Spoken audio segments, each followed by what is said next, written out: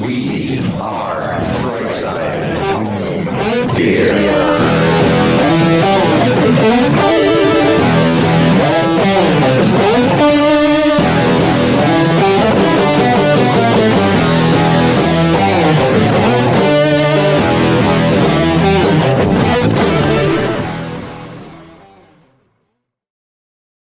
Hey, home theater fans, welcome to the Brightside Home Theater Podcast, the Home Theater Podcast. The Home Theater Podcast, it's all about the experiences, the sights, the sounds, the scenes, and today, how we dial it in so we have the perfect sight, sounds, and scenes. If that's something that you want, right, Chris? Exactly. Joined by Chris Deering of Deep Dive AV, one of the most sought after calibrators in the country, world. Yeah, Sure. last time you were on, it was, you were, and that's what we were just talking about. It's, it's hard to find a good calibrator. So that's why I brought you in. I texted you or emailed you a while ago, trying to get you for the 24-hour show. You were traveling, doing your tour of Texas, doing your calibration tour of Texas, which is great. And you're doing one you're scheduling one right now. For Northern California, right? Yeah, kind of the Bay Area.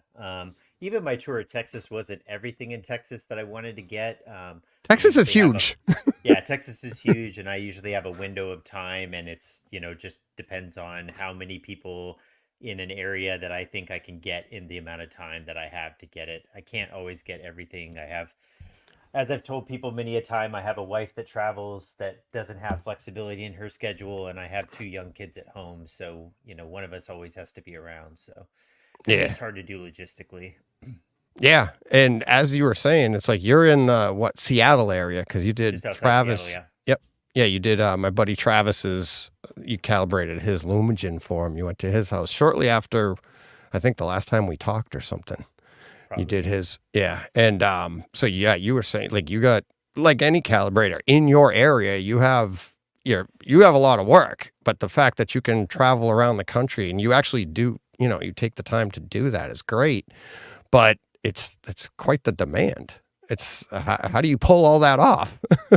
Yeah, you have to be honest with yourself and the clients. And again, like me being in Seattle, it's a very tech heavy, area. The Northwest, you have, Amazon out here, Microsoft out here, you have Google, has a lot of offices out here. So it tends to be, a lot of tech savvy guys. So there is actually a lot of demand for this kind of work because, people have the budgets and stuff for it. Not that far from the Portland area, a 3-hour drive south. So between the Seattle area and the Portland area, and honestly, just other work that I do here, I would be just fine if I never traveled. I mean, I was making, even through COVID where I wasn't traveling at all, I was doing just fine. And my wife constantly was like, so when this is all over, you don't really need to travel, right? Because like it doesn't seem like you need at all. But I understand there's a demand, and plus I like getting out of the office a little bit more. Seeing different sites, and you establish a relationship with customers and stuff like that and stuff. So I don't mind it. I just don't do, like, there are some calibrators out there, been around for a long time, that do this thing that are like, I'm in this area and I'm going to get in my car and I'm going to take literally a tour from here all the way down the coastline. And, they're spending weeks doing that. And that's fantastic. And I wish them all the best with their business and doing that. But I can't do that. I just, like, again, with the way my family is and the way my wife's work goes, it's just, I usually have slots that I can just fill that are only so long, and I never have trouble usually filling in, those. So I can't always get everybody. I wish I could, but it's just the way it is. Yeah. And it sounds funny because, like, you're busy. I know Jim Doolittle, my buddy, I tried to get him to come on here, as I told you before. And I'm like, he's shy. It's like, I wanted to have like a little roundtable discussion. I know you guys know each other. He was like, nope, you're fine. You're in good hands with Chris. I love Chris. He'll say the same thing I'm going to say. So just go with that. And he's just like, and like I told you last time we talked, I'm like, he stays away from the internet. He doesn't want, because you guys are the experts, right? And you get on the internet and you get feedback. You get told what's right and wrong. and he just can't handle that. So it's amazing you can. Yeah, and that actually goes to a lot of industry things. I've talked about that on like AV forums before, where you'll see some people that are kind of new to them or don't post very often say, I'm surprised that there's not more reps from different companies. Like why isn't there a Sony rep in this, talking about this, or a JVC rep or whatever? Yeah, I mean, you see them, but they're few and far between, and a lot of it is they just get chased out. They Mm. get to the point where like these people that like they're rude, they oh, we know it all, what do you know, you only make the product, kind of stuff like that. And it just always devolves into something that people are just like, it's just not worth the time. And that is an unfortunate thing.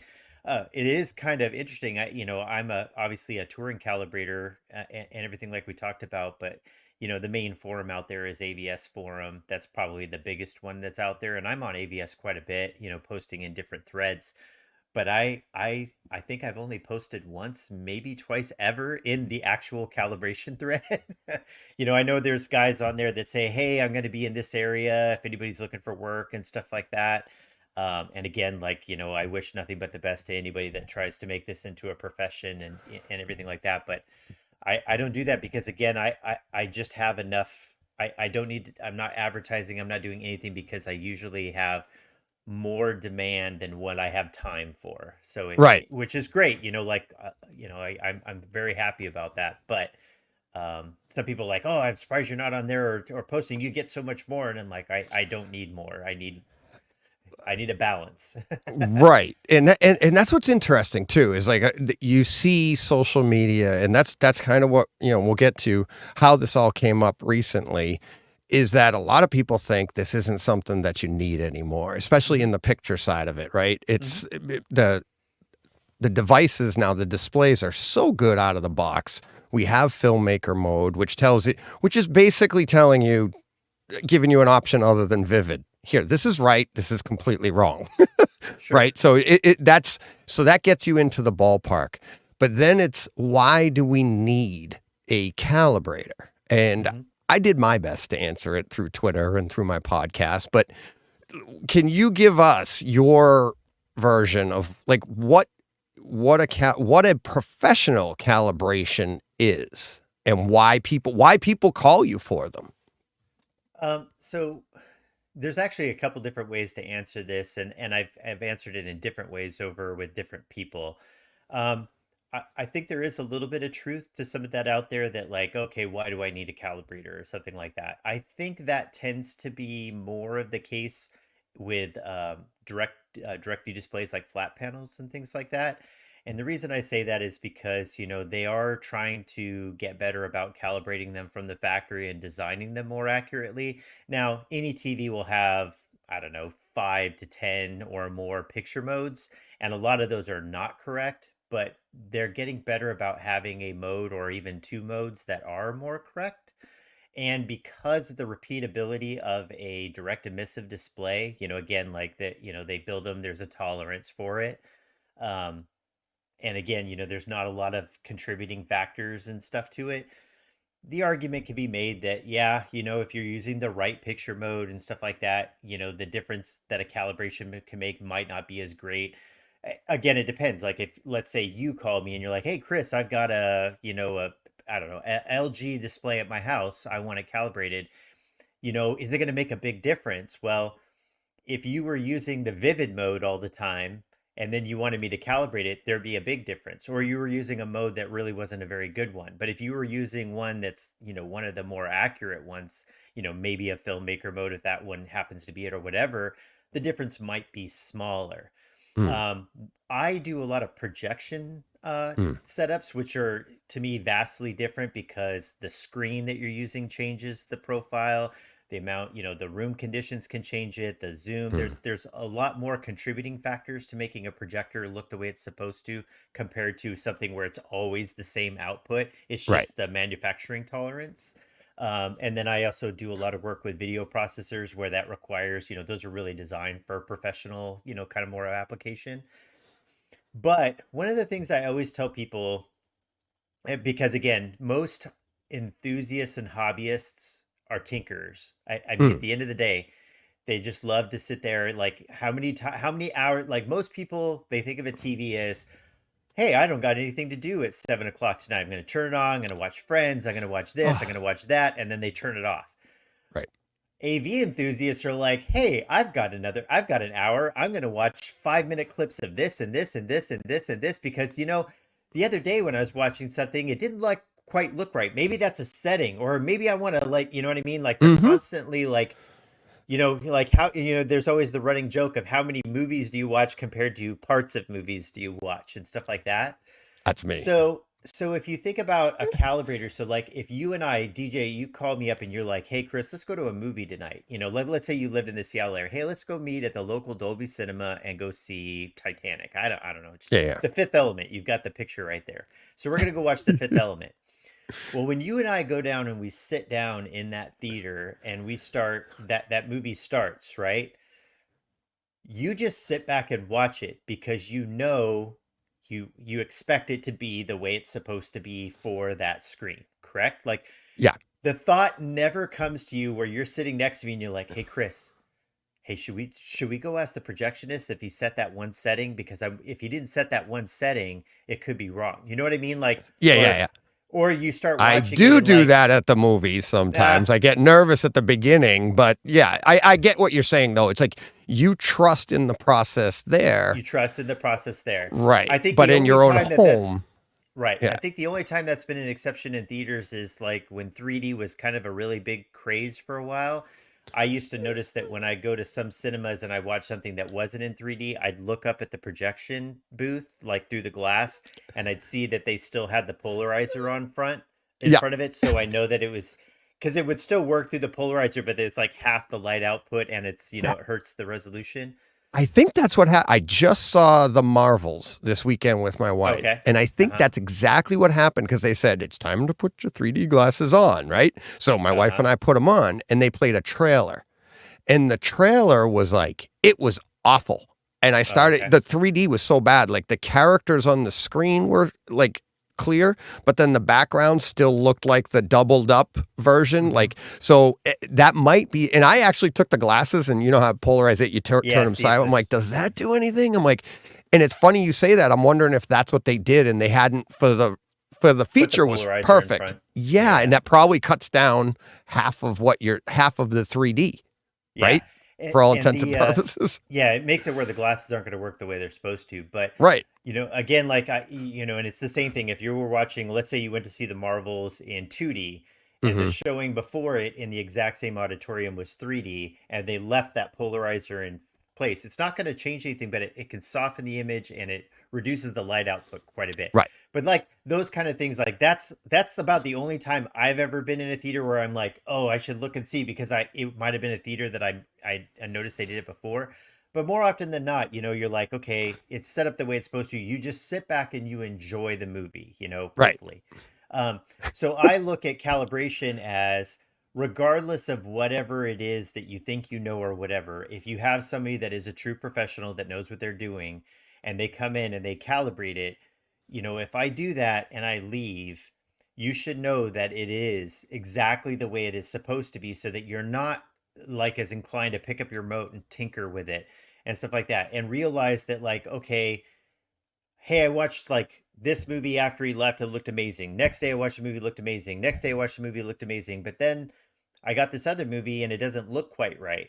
Realizing that that's probably the content and not the display. So you don't have to be like, oh, well, maybe it's because, and here we go right back to it. Or, how many guys have I seen where they're like, yeah, my wife hates watching a movie with me because I'm always like, oh, hold on, something's not right. Give me a second to tinker with this. So bringing in somebody just makes it where you have that peace of mind that's a look at it's the way it's supposed to be. Sit back, watch the movie, stop thinking about it. And that's the same, with audio, video. Now, video tends to be calibrated more to a standard, I mean, the standards are very well defined. Audio is a little more of a gray area because there's different target curves. There's people that have different house curves. There's definitely like that subjective preference for, oh, I want more bass, more bass, more bass, or Yep. whatever. But it's Speakers are also, different. There's so many different things in the chain that can yeah, adjust the quality in the room treatments, the speakers. Are they quote warm or bright? Or are they there's so many yeah. variables.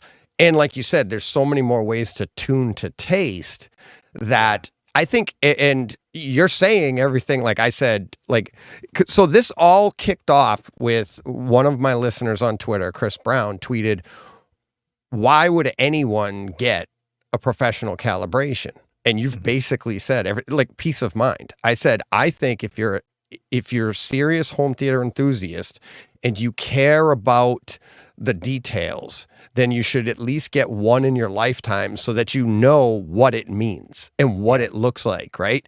And then you would, if it didn't do anything for you or whatever, you'd Then be you would like, know. okay, then you know that, okay, I can get it as close. At least then you'll have that peace of mind.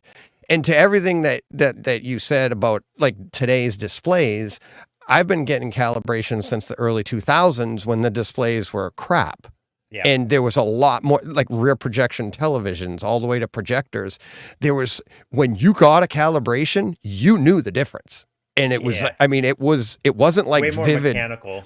Yep, a lot more stuff. And that's the other thing, like on projectors, that can you touch on? Because I think a lot of people think a calibration is you come in and you adjust the settings.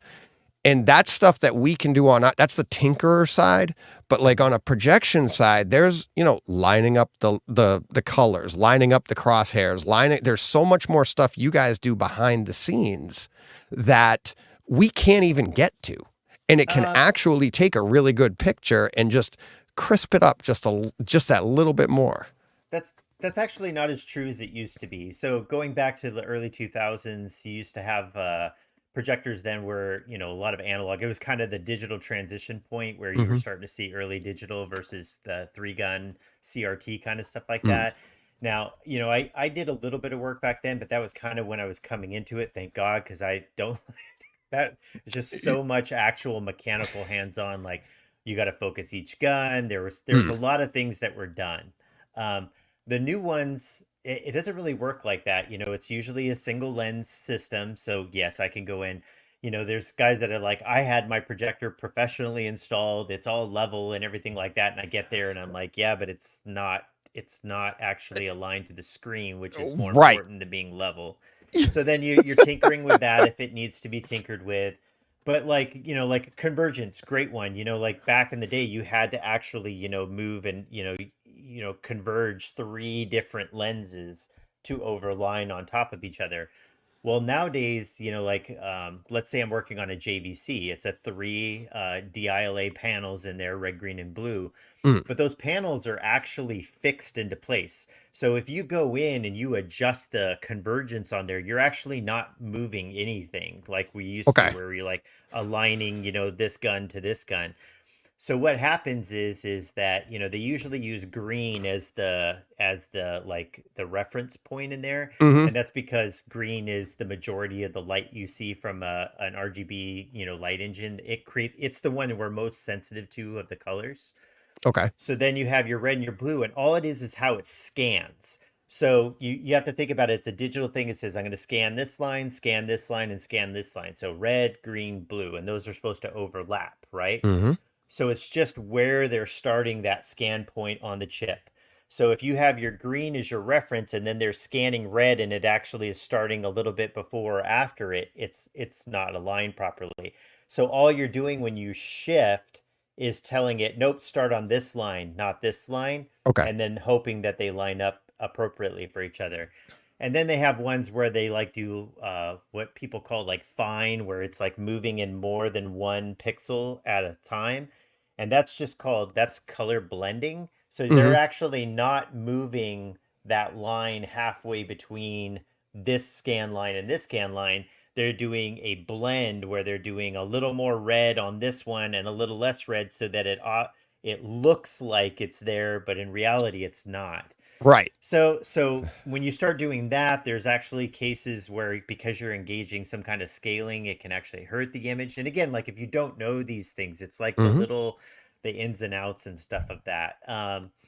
So, and then like there's some people that confuse convergence issues where they see like bleeding and they're like, oh, it's not quite aligned, when in reality, it's just that color isn't as focused as the other color. So like Oh. when I do convergence at a client's house, I do it at the end. I know that the lens is fully warmed up and everything else because each lens has different elements in it and those warm up at a different rate. So that can affect your focus. I actually make it where it's as far out of convergence as possible. Hmm. And then I focus with that so that I'm seeing all three colors at the same time and making sure that if I focus it tightly, that all three colors are focused tightly. Sometimes you can get two out of the three to focus really good and the other one's a little off, but you might find that just a little tweak will get that better while only hurting the others slightly. So you're Right. trying to find that point. But let's say that to get this one focused, you're going to really have to make these bad. So then you have to find that spot. And then once I get them all focused and then realigned, that's why I see the bleed over. It's not because it's a convergence issue, it's because it's Hmm. a focus issue. Right. Again, all things that like most people don't really think about or may not know the Right. intricacies of it. That's bringing a guy in to do those kind of things. So that's about the only mechanical adjustment that we do. Yeah. Outside of that, it's usually a focus on your white uniformity, white, your white point, your grayscale, and your gamma, and your color accuracy, the things that make up the majority of the image that you're seeing. So, Exactly. And everything you just said about the convergence, right? And yeah, like, okay, I do the same thing, and if we have time, we can touch on it. But it's like when I do my adjustments, like, or it's a great idea to go into your Spears and Munsell or your Video Essentials, and if you do want to play with something and you want to learn what each of those test patterns means, remember your settings on your display and just go hog wild. Go as far to the left, go as far to the right. And then, but right. just because you can always bring it back, but you'll see how those things play, exactly what you were saying with convergence. But I've seen Jim do it here many, many times over the last 20 plus years. And it's the same thing. Everything is a compromise to get the next thing to line up right. Like, so when you're doing your three colors, you're trying to dial in the colors, right? And you've got your triangle going and you're like, I can pull this in here, but if I finally got the red, we'll call it, I got that right. But now the blue's way off because they all affect each, and you're like, oh no. And those are the little details. If you haven't seen a calibrator go through this, you really don't appreciate what you're getting. And it's like, to see all that, it's like, yes, today's displays are so much better, but there is still a little bit of room to tweak in there. And for that peace of mind, I think it's worth it, because then what, like you said, it's like, I know this is right. And like when I go to watch Asteroid City, I'm like, oh no. Yeah, are my colors blown out? What happened? Is my projector Right. broken? I mean, soon as you fire that up, if you don't have if you haven't been calibrated, you're You like, don't know. oh Yeah. no, is my bulb dead? What Yeah. happened here? Because have you seen that one? Yeah. It's like, Well, Wes yeah, Anderson movies are always very yeah, stylized. yeah, and you're like, oh, and and like you said, it's like, how many times I do the same thing. I'm like, I'll jump out of a movie because I'm like, damn, this doesn't. Then you go to a movie you like, and you're like, all right, I'm back to normal. I understand it, even though I have had a calibration. And so I know people that haven't had it, they're doing the same thing. And one of the ones now this came up on the socials, and my buddy Todd from AV Nirvana, I think you know him. He said, somebody had said something about flesh tones, and Todd, it was like, if your flesh tones look good, you should be all set. And I'm like, and I've said it to him, I'm not talking behind his back, but I'm like, that's like the worst thing you can say on social media, because there's no definition. You can't adjust your display based on the scenes that you see in movies, because like we said with Asteroid City or how do you know how they wanted those flesh tones to look? And it's the calibration that dials that in, so you know that whichever particular piece of content you're watching, that's how they wanted it, right? And it's Yeah, because almost any raw photography, it doesn't matter, like a movie, anything like that. No matter what, the colorist has gone in and tinkered with it. They used their own LUT there and things like that. So yeah, unless you have a standing reference that tells you that like this should look exactly like this, and then you were trying to eyeball it, but no, that's usually not a good way to go. Now I usually tell, like, I'll have clients that'll be like, hey, when should I get my next calibration from you? Is it every 100 hours, 500 hours, 1,000 hours, and stuff like that? I don't really generally tell them. I say, hey, look, if you want to keep it in cal, probably, again, depending on the display technology, let's just say you probably don't want to go more than maybe 1,000 hours, because I know the shift will be enough at that point. But I said that, you could always look at references of that. So this kind of goes to that. If you're watching stuff after I leave and everything looks good and natural and everything, but then over time, you're a year away, you're a year out from the last time I came there, and you're just noticing that every time you watch anything that has like lots of whites, like clouds and stuff, and they're red, green, or blue, or people's faces in most of what you watch are reddish or bluish or look weird. Not just one show, but like most shows, you're starting to notice that. That's probably because it's drifted enough that you're seeing enough error, in things that the way they generally should look, and stuff like that. Because we're more sensitive to, like, the faces is a decent one, because we know what flesh tones generally look like. So Right. again, if you put up one movie like Asteroid City, you can't use that as a thing. But if you're like, God, every time I watch something, everybody looks to this or to Right. that probably means it's off. Yeah. Um, And it's a gradual thing too.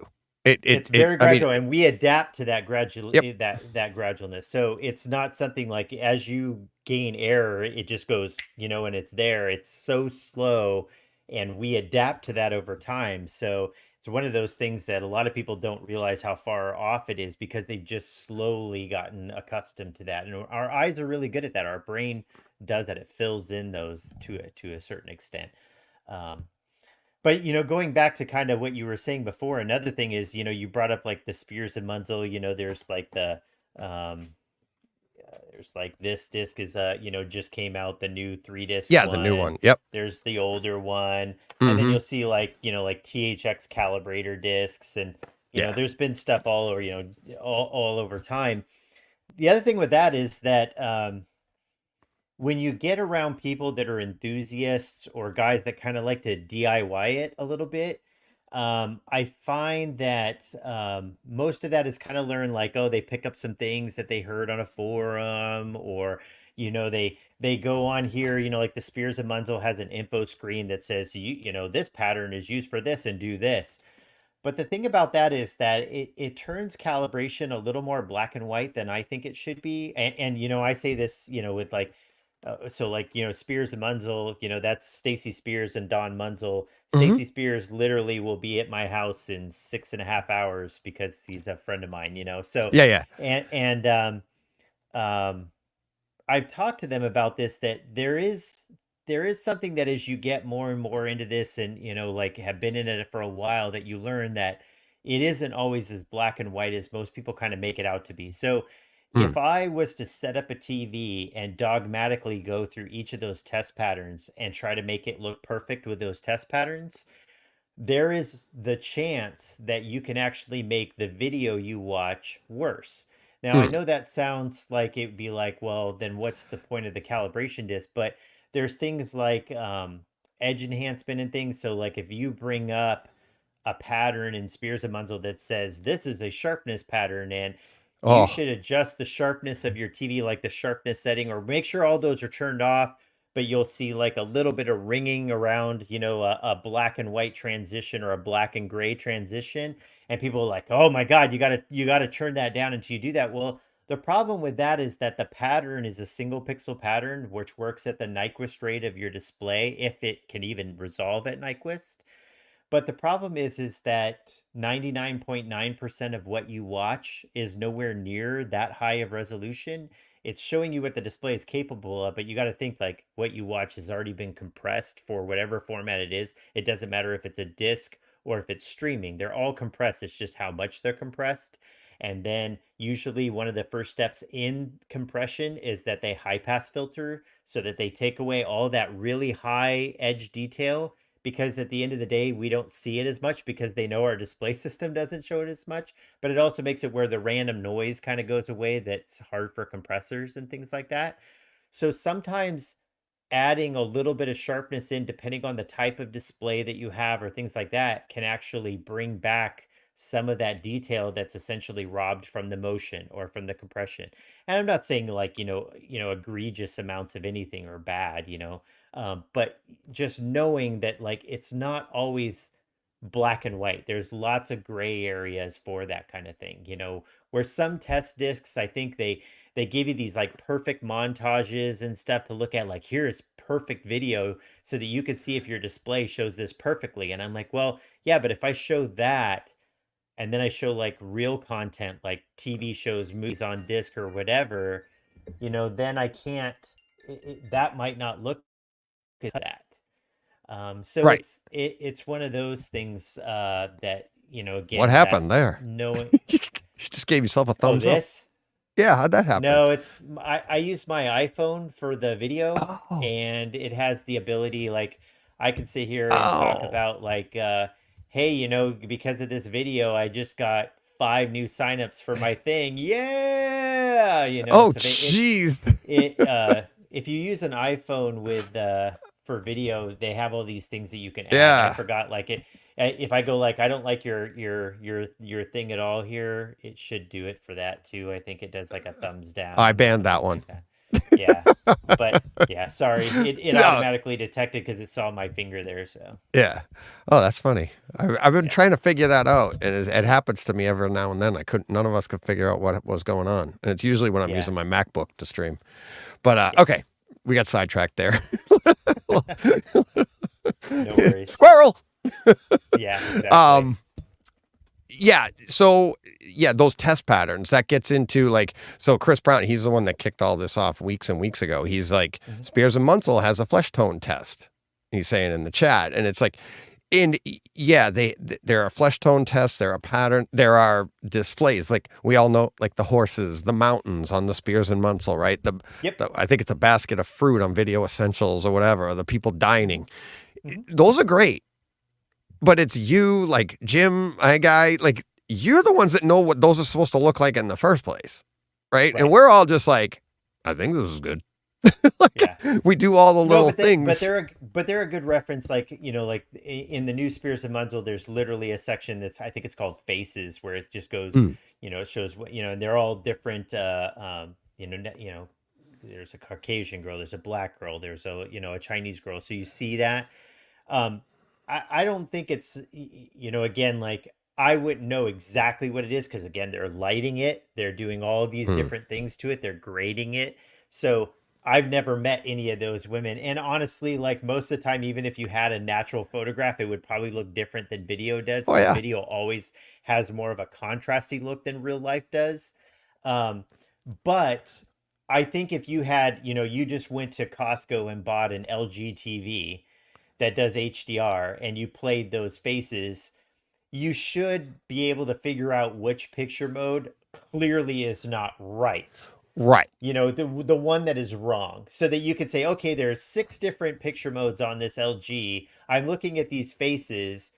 This one is clearly not right. This one's not right. This one's okay. This one, oh, everybody looks fairly natural. I think those are good for those kind of things where you know what I mean? Like it's separating the like clearly wrong from like, oh, this looks passable, or something like that, as opposed to having a pro in where it's like, no, this is exactly what it's supposed to look like. Right. So Yeah. And again, getting back to exactly what you said before, it's that peace of mind. We're yeah, going to keep going back to that because yeah, I've said to people, like, if you don't care, it's not for you.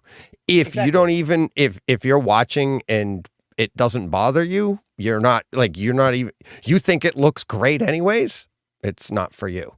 Because Yeah, especially nowadays, you really would be, you'd probably be disappointed if you heard like DJ and Chris tell you needed to get a calibration and you're like, all right, and you did it, you'd probably be disappointed because you didn't have that enthusiasm to one sit there and watch and learn. And not that you're going to be able to do it, but just learn the process, learn what goes into it. And then also have that peace of mind after the fact, knowing. So that's what's super important.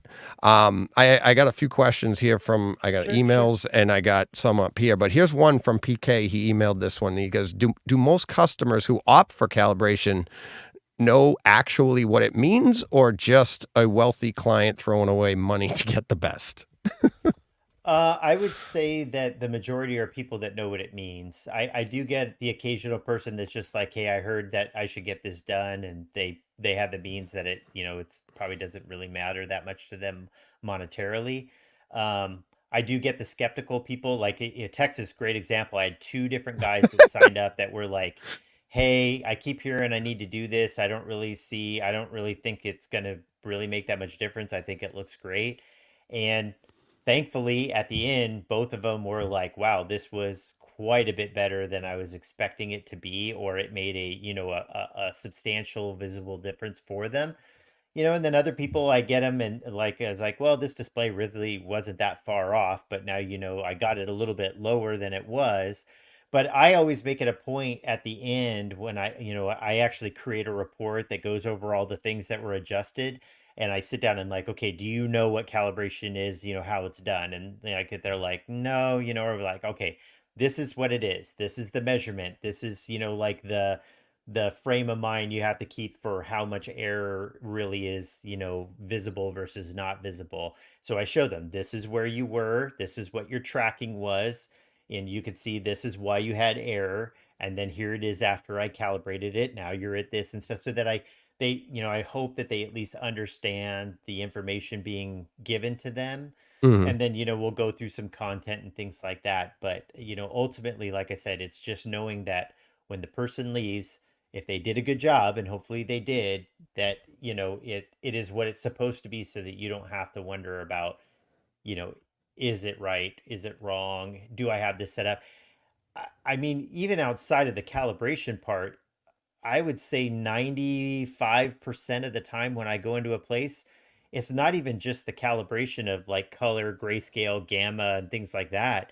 It's like, well, you have 4 sources here. You have a Blu-ray player, 2 streaming boxes, and this, and they're all not even set up properly. Like, oh, that setting was wrong. This setting was wrong. Hey, did you know that, you have a 4K streaming box here and you're not getting anything more than 1080 out of it? Or, hey, yeah, you've been watching all of this stuff in stereo and all channel up mix as opposed to actually getting Atmos or whatever. And again, like I would expect that for like if I went to my mom and dad's house, they don't know anything about any of this stuff, but you would be blown away by how many people that are enthusiasts that, like, oh yeah, like they clearly spent time. And then you find the stuff that's like the low hanging fruit stuff isn't even right. And stuff like that. It's so. And those are the people populating the internet with their opinions and their directions. And as I've said to everybody, I mean, the internet has, I wish it was 50-50, but let's be positive and say it's 50-50 good and 50-50 bad. But if you're the one typing in the question, you don't know which one's which. And that's what's so difficult, right? And it's like so I would say, just to get back to that question, it's like I would say the wealthy people, they don't even know. I know in Jim's case, most of the time they don't even know you're coming in. That's done by the people building the room. Usually done by them. a CI. Yeah. So they went and worked with some custom installer, and they said, okay, we're going to do all this, and we're going to bring in this calibrator to do that, and I get some of that work. I would probably say that represents less than 5% of my work total. That's a line item on their invoice. Oh, Chris Deering calibration. That's all it is to them. They don't even know what they're getting. It's a line item that's probably been marked up by the CI. You're like, okay. Yeah, they're the ones where I walk into a room, the CI guy is there, and they're like, hey, just this is Chris. He's going to make sure this looks all great and stuff. And they're like, okay, cool. And you know what I mean? As opposed to the enthusiasts that I come in the door and they're like, oh my God, you're Chris. I've been reading your stuff for 20 years and I can't believe you're in my house and stuff like that. I get both swings. Yeah. So Yeah. Who are you? And oh my yeah. God, it's you. Yeah, I had another one in Texas. The guy was just like he was outside in his driveway when I was pulling up all excited, and he gets in the house and his wife is there and his two kids, and they're like, and he's like, "Oh, this is Chris." And the wife's like, "Man, he has not all week. All he's talking about is Chris is going to be here. Chris is gonna-" He's like, he describes you as the Taylor Swift of audio video Yeah. calibration stuff. And I was just like, I haven't heard that one before. I told my wife that. She laughed. She's like, that needs to go on your website. But Exactly. But it's again, true like though. it's You guys exactly are what like you're rock talking about, though. stars. Yeah, but it's you know it's that's what I mean is though, like you'll get the guys that like it. Hey, I was told that you're going to come to my house and do this, and like just let me know when you're done. Versus, again, the enthusiast that's just sitting there and he's just like, this is awesome, and they want to see it and the process, and Yeah. talk your ear off the whole time, asking you all these questions because you're in the room and stuff like that. So, and I enjoy both. At the end of the day, I just want to make sure it's right when I leave. Right. So, And I said it the last time you were on. It bears repeating every time we talk about this. Let's get into a little how you choose a good calibrator, how you know you're getting a good calibrator. And my advice is always, if the guy doesn't want you in the room, that's not a good calibrator. If he tells you you've got to leave because he doesn't want you to watch, he doesn't want you to do anything, in my opinion, I'm like, what is he hiding? And it's like, I want somebody that's going to communicate with you, that's, like you said, like explain things to you, like especially at the end. And I just feel like if somebody tells you to leave and leave them alone, I feel like that's just, it's too much of a conflict of interest there, where they could just, because it is such a finely detailed thing that at the end they could just be like, here's what I did, and be like, oh well, great. But and it's watching it and learning and seeing how difficult it is and how many little settings it takes to get it right, to give you that appreciation. But yeah, how would you recommend people, because they can't all get Chris Deering, right? So it's yeah. like, I mean, it's hard. That's the hardest question. Jim's answer was ISF Foundation, go there, and they have good ones around. And PK had another one. It's like, do you try to find somebody with like senior experience, or is a newer person just as good? How exactly do you go vetting these people? Like, and it's difficult for a lot of people. Yeah, I honestly don't have a good answer for this one. So I only started offering calibration services in the last 5 years. I've been doing, AV work professionally for over 20 now. I've been able to do calibration work for, I mean, probably at least 15 years of that, if not more, where I started, again, I have an engineering background where I was like, okay, you need to have these tools. If I'm going to do this kind of testing, I need to be able to, do these things. Because as I started, doing reviews and testing equipment, I realized very quickly that like the only way to properly do this was to measure things and things like that, because you have to know where you're starting from to be able to see, different things and stuff like that. I started getting around some of early on. I had a lot of mentorship from really good people that have a color science background. Again, Stacy's a friend of mine, met him really early on. I was like a sponge with him. Another one is Michael Chen. He's out of the Vancouver, Canada area, phenomenal calibrator. But he started having a family, and I think he's kind of like me. He just was like, I could just stay in my little bubble here. He started the THX calibration certification program with Greg Lowen. Greg Lowen is still a traveling calibrator, but Michael and him were the ones that kind of started that THX program. That program doesn't exist anymore. Now, Greg started up his own thing that's called the PVA, which is kind of like another version of the ISF. But I started noticing, I started thinking about it when a couple years before I started this business, I was like, there's only so many people out here doing this, and it is an industry where like there isn't anybody standing over your shoulder making sure that the calibrator truly knows all the ins and outs and things like that. Now, obviously there's, ISF, and it's like, okay, well, they got an ISF certification and stuff, but I went through the ISF training, and it's not bad by any stretch of the imagination, but I also it's kind of like, okay, well, My daughter got her driver's license, but I don't know if I would trust her to do, like an F1 race, let alone, a lot of other things. Like, she knows the basics, she can do it. Now, they're a little bit more than that, but, you know, I mean, when I went through the ISF class, one of the first things that somebody in the audience asked the instructor was, "Hey, I don't understand gamma. Can you explain it to me?" And I just watched that instructor sit there and try to fumble his way through something that he clearly didn't know an answer to. And I'm like, oh my God, this isn't even hard image science stuff yet. Right. So again, like, I'm not saying every ISF instructor wouldn't be able to answer that or whatever else, but I'm just saying that sometimes just because you have that doesn't mean it's right. And again, when that person's in the room, you're hiring a professional to come in, and you're like, well, I assume he or she knows, how to do this properly because that says that he's ISF or whatever else. But ultimately, you could get somebody that's like the used car salesman, like, man, I've never seen a display as good as this display is. Man, this is the best calibration I've ever done. Oh, here's your report. You don't even need to look at it. Well, in reality, that report is the same report he's been giving to everybody over the Right. last 20 years. You know what I He's mean? got a Like, folder full of them. so I would say that if you're going to hire somebody, reputation definitely, there are some, great traveling calibrators out there that have built a name, over the years. Look for ones that not only have built a name with, like, random guys on the forums, but look at like the guys that have been out there doing stuff in the industry. Like, oh, they were a consultant for, this, or they helped write white papers for, one of the industry standards things, those kind of things. Because if, I look at it as me, like, if I'm going to go down to Los Angeles and, I think the last 4 times I've been down there, I always end up doing a calibration. There's a guy out there that used to work at Harman, and he's really good friends with Joe Kane. And anybody that knows anything about, image science, Joe Kane is, essentially like chiseled into the Mount Rushmore of image science, right?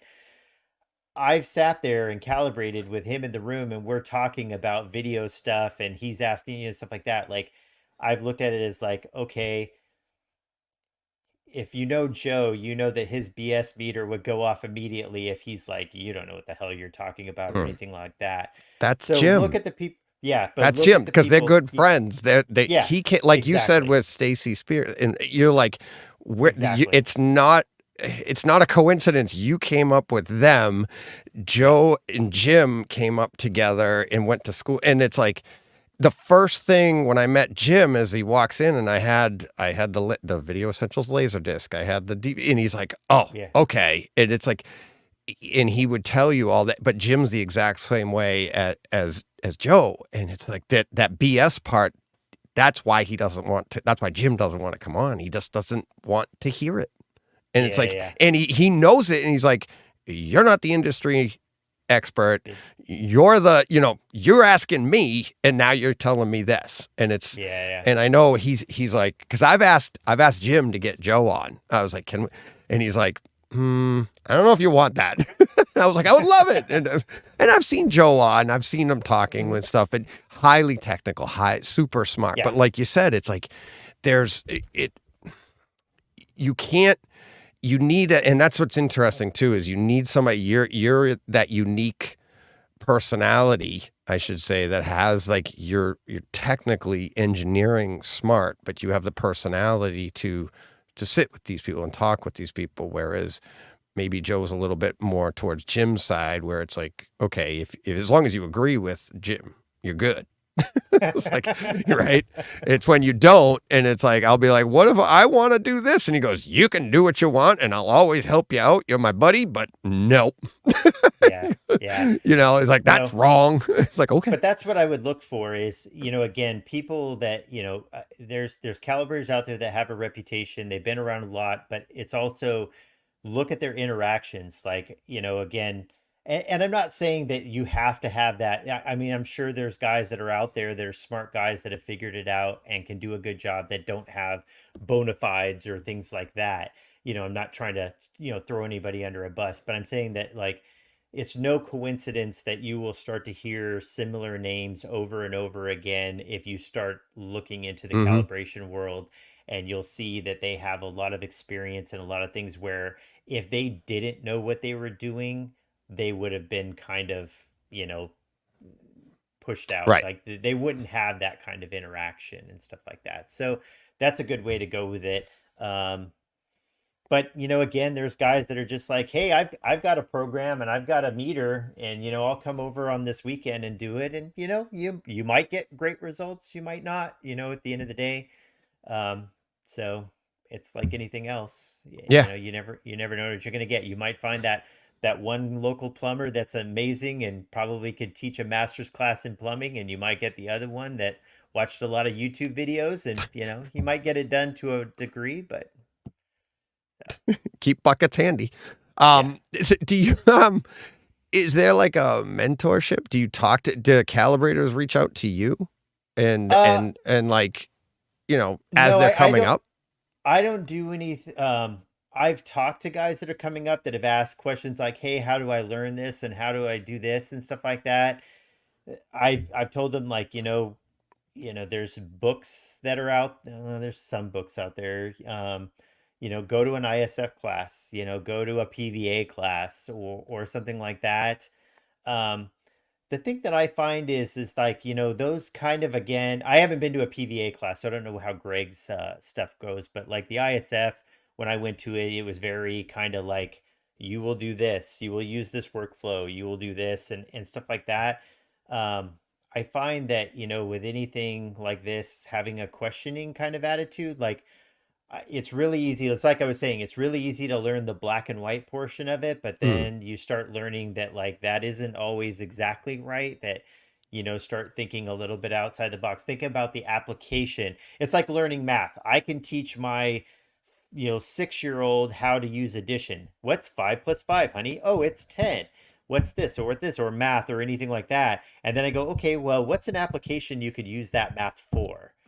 You know what I right. mean? And so image science is kind of like that. You can learn the basic, like the black and white portion of it, but then learning the application and realizing how it relates to other content. And I've even got on to Joe Kane about this. I think the last time I saw him, we were looking at some content that he had made recently that just looked phenomenal. It was just, because Joe always just makes perfect video, and stuff like that. And he does, he makes sure he's going out of his way so that everything is perfect. So I was talking to him about it. I said, well, if I calibrate a display and then use your video to make sure everything is just right, it goes back to that thing again. Like, well, is my job to make Joe's content look perfect, or try to make the content you're actually going to watch look right, look better, Right. and stuff like that. When it comes to, I mean, the calibration side, the color and grayscale should all be the same, but like some other like little image enhancements here and there that will immediately start to create artifacts in Joe's stuff because it's so pristine. So I Right. told Joe, I'm like, look, if we lived in a perfect world where everybody mastered their stuff like you do, Joe, I'd be all about this, but I have to think about what he's actually going to watch. I don't think that, I'm going to get my buddies together this Friday night to watch test patterns and demo montages. We're going to probably try and watch The Fifth Element or, another movie like that, where there's all kinds of things that have happened to it that didn't happen with yours. And I even get with that with Stacy, because obviously he makes his own stuff still. Like, they kind of have this, like, it's supposed to be this. And I agree 100% that it is supposed to be. But then the reality is that it's actually a little more, Yeah. a modulus, Yeah. So. And it's funny hearing you talk about Joe because it sounds just like Jim.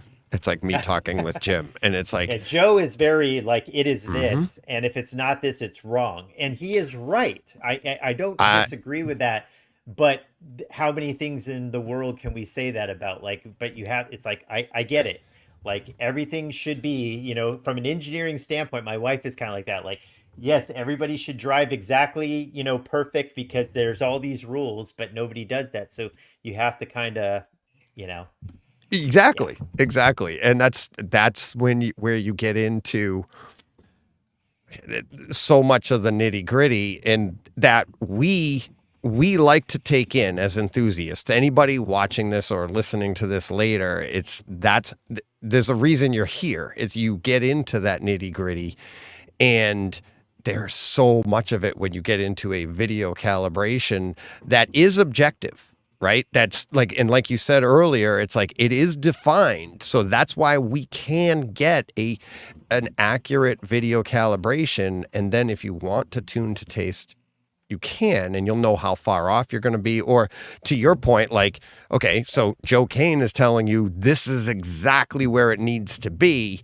And then, yeah, but that's not my, and in, like you're saying, that might not play well with 90% of the content.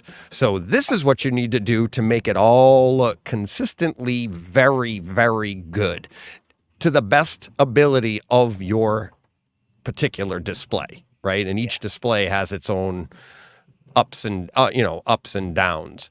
Let's get to a couple of questions here that we've got. This one here is, can Chris explain tracking EOTF? That's something I don't really understand. Sure. So From Hamza. Sorry. You have SDR video, what we've had for forever and a day, and you have HDR video. EOTF is kind of like a word, usually that when people are talking about EOTF tracking, it's similar to gamma. So all gamma is you measure a white point. So let's say my white point is 100 nits, and I measure my black, and my black is zero signal. Okay. That's a perfect world kind of thing. Gamma is the tracking as it comes out of black. At this point, it's supposed to be this bright, and there's usually a formula. So if you pick a 2.2 or a 2.4 or whatever, you'll usually see those numbers.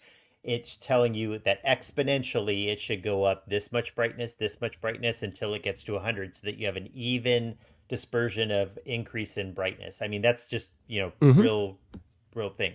So gamma in SDR is a relative display. So I can actually say that, like, hey, I'm in this room that you guys are seeing here. Lots of light. I got light coming in from this window over here. I've got all this. So as I'm watching a TV, the light in this room is affecting how I'm going to perceive it, because my eyes are dilated a certain amount. There's a certain amount of washout effect. So I might choose a gamma that makes it, one versus the other, like more contrasty, less contrasty, coming out of black faster, things like that. So I can adapt the image to the viewing environment. And you can do all these different gammas, and they're all right because they're all relative. EOTF and HDR, which is the dumbest thing that they could have done. It's like an engineer's dream, but like in a real world environment, it's the stupidest thing I've ever heard of. And anybody who wants to quote me on that, we can have a sit down and talk about it. But EOTF is what's called essentially an absolute gamma. So when you have HDR video, let's say you have something that was mastered to 1,000 nits. Remember, we talked about, okay, now you have 1,000 nits for your white and black is at 0. It is an absolute point. So if you have something that is 5 nits, it is shown at 5 nits, 10 nits. It is literally an absolute curve where everything is supposed to be exactly where it is on that curve. So if I measure an EOTF curve, it should track from 0 to 1,000 nits perfectly to be correct. There is no skew. Now, usually you'll see like a fall off at the end if the display can't quite do it, and it'll do like a gentle roll off as opposed to a hard clip at whatever point that is. But that's how it works. So in HDR, everything is absolute. So if I'm watching in this room with these lights on and these windows, it's the same as if I watch it in a completely perfect controlled dark room. But what that does is as you're watching content, if I'm watching like Game of Thrones, let's say I'm watching a dark episode of Game of Thrones, if I have a relative gamma like SDR had, I can adapt that gamma curve so that like the darker scenes I could actually be able to see, because it's actually going to raise those levels up, but it's going to compensate the whole curve for that to try to make it where it all looks even though the bottom is raised up. Where in EOTF, it's like, hey, those scenes, there's like nothing in this entire part, like the next 15 minutes, that's more than 10 nits. and you won't be able to see any of it in this room because the lights in the room are overdo that. They're starting to try to come out with modes that'll kind of mess with that. Like there's Dolby Vision Bright versus Dolby Vision Reference and all this other stuff, but usually that's just some kind of form of compression. But it was a format that, like, again, it's like it's the greatest thing ever if you're in a mastering suite that's all light controlled and perfect and stuff like that. But in a real world application, it just doesn't work that well. And unfortunately, that's what we're stuck with. That's why people, like when HDR first came out, especially people with like flat panels in a family room, they're like, why is it always dark? It's dark, it's dark, it's dark. Well, they were used to watching most of the video that's in that bottom range at 3 to 4 times the brightness that they're getting it when they watch the same thing in HDR. So they're like, why is everything dark? I thought this is a bright format. In reality, it's a perfect mapping format that has more dynamic range from the top to the bottom. But most of what you watch is in this bottom part, and you're watching it at like a third or a fourth of the brightness you were watching it before on that same TV when you didn't have HDR. Oof. So So before we got a few other questions, does video processing help with that? Is that like when we go to the Mad VR and the Lumigens? Does that help compensate for that? Is that what it we're getting with can. that? They have different things where they might raise or lower that out. Most of the time, the video processing that you see for HDR in video processors like Lumigens and Mad VR and things like that, they're more for mapping high dynamic range signals to lower nit displays. So like Hmm. projectors, they're not going to do 1,000 nits or 800 nits like a flat panel will. So Hmm. now you're trying to take this signal that's this big dynamic range and kind of compress it down into a smaller range. They're really good at doing that. Okay. Um, they can manipulate an HDR signal to an extent, but um, there's not a whole lot they can do on the bottom end for that without raising everything up and things like that. So they can help to a degree, but only to a degree. Okay. So that gets to like an OLED. Okay, so the next question, Mikey Schramm here says, I just got here. Can't wait to rewatch from the beginning. I've always wondered if calibrating my OLED would be worth it. We spoke a lot, like you said, you do a lot of projectors, I'm sorry. And with everything you just said about EOTF and all of that, like, So the can you talk a EOTF little bit about OLEDs? yeah, the EOTF problem would actually be more relevant for an OLED than it would be for a projector, because in a Right. projector you're always doing tone mapping, so you're compressing no Mm-hmm. matter what. That's what I Where mean. Yeah. like I said, those Dolby Vision bright modes and stuff you're starting to see on OLEDs, that is to try to compress to make it brighter on an OLED where it's trying to track perfectly. So will it? So again, this kind of gets back to that gray area kind of thing. Most OLEDs have a picture mode on them that's fairly good. Can it be better? Yes. I can go in, like, I don't care which mode you pick on your, let's say you have an LG OLED, if you pick the perfect mode out of their modes that they have, it will be, really, really good. I can get it better. How much difference that is? Well, it depends on, like what it was from the factory and stuff like that. But again, you would know that it's right when I left, everything would be set up the way it's supposed to be set up. But if you do your due diligence and stuff and look online, there's people that do pretty good testing of things that will tell you that, like, if you want a really accurate mode with that model, you can use mode X or Right. whatever like that, and you're going to get a really good result. And a lot of it is like how many people want to know that it is absolutely what it's supposed to be, as opposed to like, oh yeah, that's pretty good, and stuff like that. But Yeah. again, the flat panels, especially the good ones, they're getting, really, really good. Like they're getting to the point where there's usually a picture mode that is pretty damn close and stuff. Can it be better? Yes, but how much better it is, compared to our visual acuity to be able to tell that it's wrong, and stuff like Yeah. that. Because we never have a reference. You're not sitting in your family room watching an OLED. I don't care if it's a dark room, bright room, or anything, and you're like, well, right there is what it's supposed to be perfectly, and I'm watching mine and it doesn't look right. We don't have that. Right. That's why even when people throw around numbers for the amount of error that you should have from a calibration and stuff like that, like what you need your error rate to be under, well, like that's still taking into account that you would actually know what it should be or have a reference. Right. Everything is based on this is what it is, this is what it should be, and it gives you an error, of how far off you are.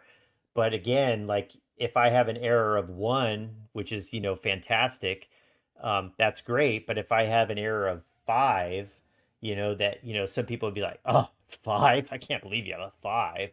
Like, well, it was like, yeah, but if you don't even know like what that's supposed to look like, 5, there's probably very little of that image is going to like stand out as like, that doesn't look quite right. Right. A 10, probably a 10, you'd be like, yeah, things are looking a little green, a little red, a little blue, and stuff like that. But I also look at if I come in and calibrate, I'm going to try to get it down as low as I can, not because I think that there's a lot of difference between like a 1 and a 3 or even a 4 for like, normal everyday practical uses with somebody that has no idea what it's actually supposed to look like. But I also know that the lower I get it, the longer it's going to take before it's going to drift to where you would start noticing it. So, if you wanted it to stay, pretty good looking, you're going to stay at that point a lot longer than if you started off a little higher.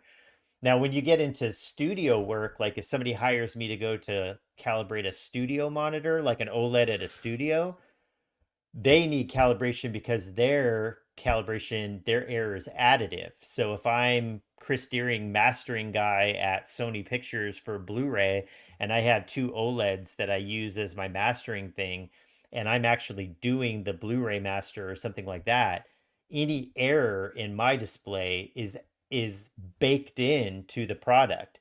So then like I decided this week I'm mastering a new version of The Fifth Element, and that being your favorite movie, you're like, hey, I just got The Fifth Element, the new version and stuff like that.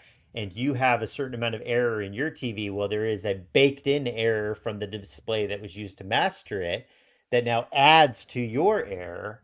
You see what I mean? Oh, geez, it's an yeah. additive process. So they need their error to be like insanely low.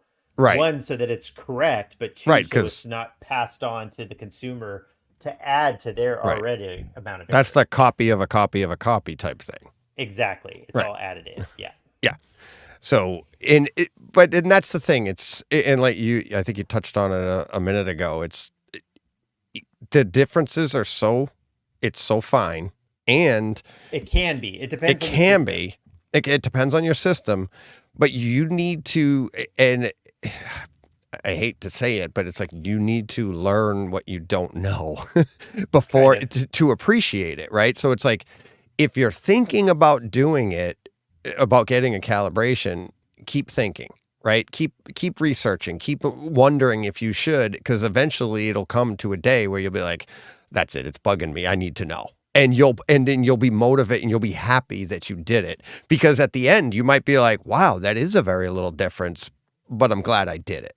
And it's like the last thing I want people to do is just to be like, well, I heard this is a good idea, but you said you did 2 of them in Texas like that, and it worked out. So Yeah. that's good news. Here's like a I question. said, flat panels is a really small percentage of my work, so I don't do. But I find that they are, again, picking the right mode and everything like that will get you a lot of the way there. I feel like, and I'm just spitballing here, I'm feeling like flat panels are a good reason for a calibrator, and this is just my opinion, is when you're using a flat panel, you're not probably in a dedicated room like you are with a projector.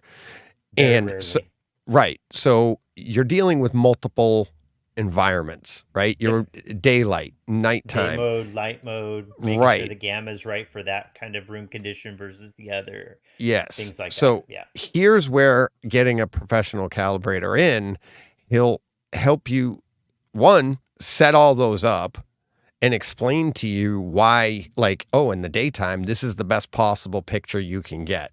It's Yep. not going to be fantastic, but this is the best you can get with all of this extra light. When you turn the lights down, don't use that setting. Use this calibrated setting, this gamma curve, and you know what I mean? So it's like there is a very good reason right there why you get one in, as opposed to just looking on the internet and going, I don't know. And it's like, because when we do these things ourselves, that's what we're wondering if everything was right. Did I listen to the right person? Is this, so Yeah. that to me that's a different reason than in a dedicated room where you set it and forget it. And it's like, okay, here we go. That's it. It's like, I know this is where I watch movies and the lights are off, so let's see.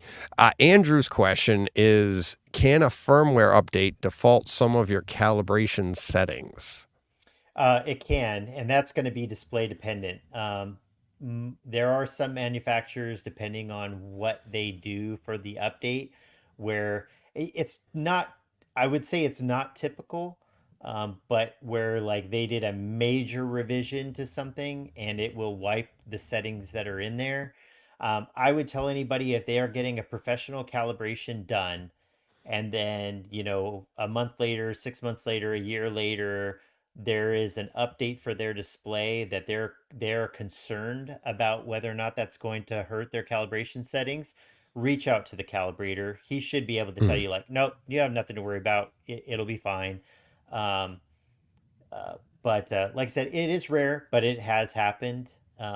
The other thing I would tell anybody is that if you ever get a calibration done, don't reset your picture mode thinking that you can get it right back. I've had like 4, thankfully not a lot, but I've had a few that like they saw something on the display and they thought that they might have set something wrong, and then they went in and they actually hit reset, and then they called me and they were like, hey, I hit reset, did that wipe the stuff? And oh, well, just hand me this, give me the settings again. And I'm like, I don't have your settings, and why did you not think to ask me before you pushed the button if that was going to wipe the work that I did, kind of thing? Right. I would expect that this might have happened maybe once ever, but it's happened a few times to me where I'm like, why did you do that before? Like, how long would it have taken you to just text me and said, hey, can I push this button? Before I just wiped out the, however many hundreds of dollars of work that you did. Yeah. Hey, how can I get that back? I'm like, well, I'll be on a tour there maybe in a few months. Yeah, exactly. Remember that invoice I gave you? You're getting another one. But one thing you can always do, like we live in that age where pretty much all of us have a phone in our pocket. Yep. If you're worried about it, just bring up your screens and take pictures. Yep. That also is, it just depends, because some calibration work is done in service menus or in other things like that, where it's not just the settings that you see on the screen. Right. And in those cases, odds are that, you'll have to know if whether or not they wipe them or not. Most of the time, factory updates won't wipe stuff that you do in service menus, but they will sometimes blank out or zero out the stuff that's in the normal screens. And you should be able to just basically re-put those numbers in. I can't speak for every display out there, but I saw more often than not, it's rare that I see that happen.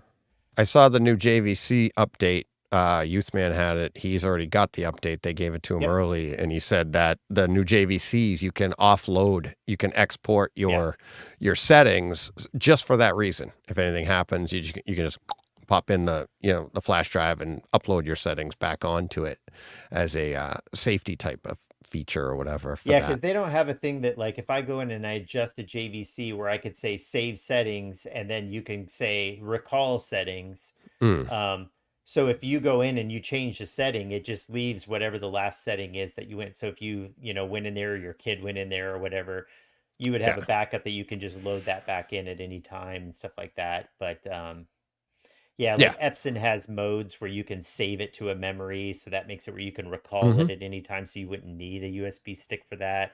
Sony doesn't have anything like that. I wouldn't be surprised if they end up doing something similar at some point, just because once somebody does it, somebody else usually does it too. I have the Sony 295. I've never put an update on it, even before I had the Lumagen. And it's like, I don't even know if they do them. Does Sony even do them? Oh, okay. They do updates. Yeah. Yeah. Almost every manufacturer does, but again, unless. But they don't have any tone mapping, so it wasn't anything major that you're going to get. And once you have a video processor, you'd be shutting all that off anyways. Well, you never know. They might have had a bug that somebody reported that they're like, oh, this is doing this wrong or that's doing that Hmm. wrong. So I would generally tell people more often than not to, keep their stuff up to date. You can look at what, a lot of times they'll advertise what the update is. So like in the Yeah. JVC's one, yeah, they have a new tone map update. They have one for how they handle laser levels, and then they have the backup thing. So but you also don't know, is there some bug fixes that are Yeah. also baked into that they didn't do or something like that? But I would also say anybody that ever had a pro calibration done, probably a good idea to just do the sanity check with that calibrator if you're not sure that like, Right. hey, I know you did this, but there's this new firmware. If I load that, is it going to screw anything up? Right. So Yeah. Oh, I mean that, if you and that care. yeah, and that gets back to get a calibrator that you can, have that relationship with, Mhm. right? Not the guy that shows up and ghosts you the rest of the, there you go, I got your money, and it's Right. All right, here's another one, Chris, from Chris, hot topic, because one of my co-hosts, John, he also has an ultra short throw. So Chris says, I would like to know about ultra short throws as well. So how have you done many of those? What's the logistics of that? How what do you think? They're a display just like any other. I've only worked on a few of them. Most ultra short throws are based on DLP technology. There are a few LCD ones that Epson makes. At the end of the day, they're just a projector. They're just projecting at it, obviously, an ultra short throw. They usually are at a real steep angle to the screen. And, ideally you have a screen that's designed for that because of the way the angles work, so that they're more sensitive to that angle, which imparts its own kind of issues to it. So they would benefit from a calibration just like any other display would benefit from a calibration. The only thing is that the only thing that I'm always concerned about with DLP is a lot of DLPs, like these ultra short throws, they tend to be on the bright side. They want a nice, bright, punchy picture for your family room, of course. But DLP, most of the time, especially in smaller chassis stuff like this, use something that's known as brilliant color. It's just like a kind of a trick device that they use that has to do with the DLP wheel. Mhm. And if you want accuracy, you have to turn that off, which means that you're going to end up with an accurate picture that's a lot less bright.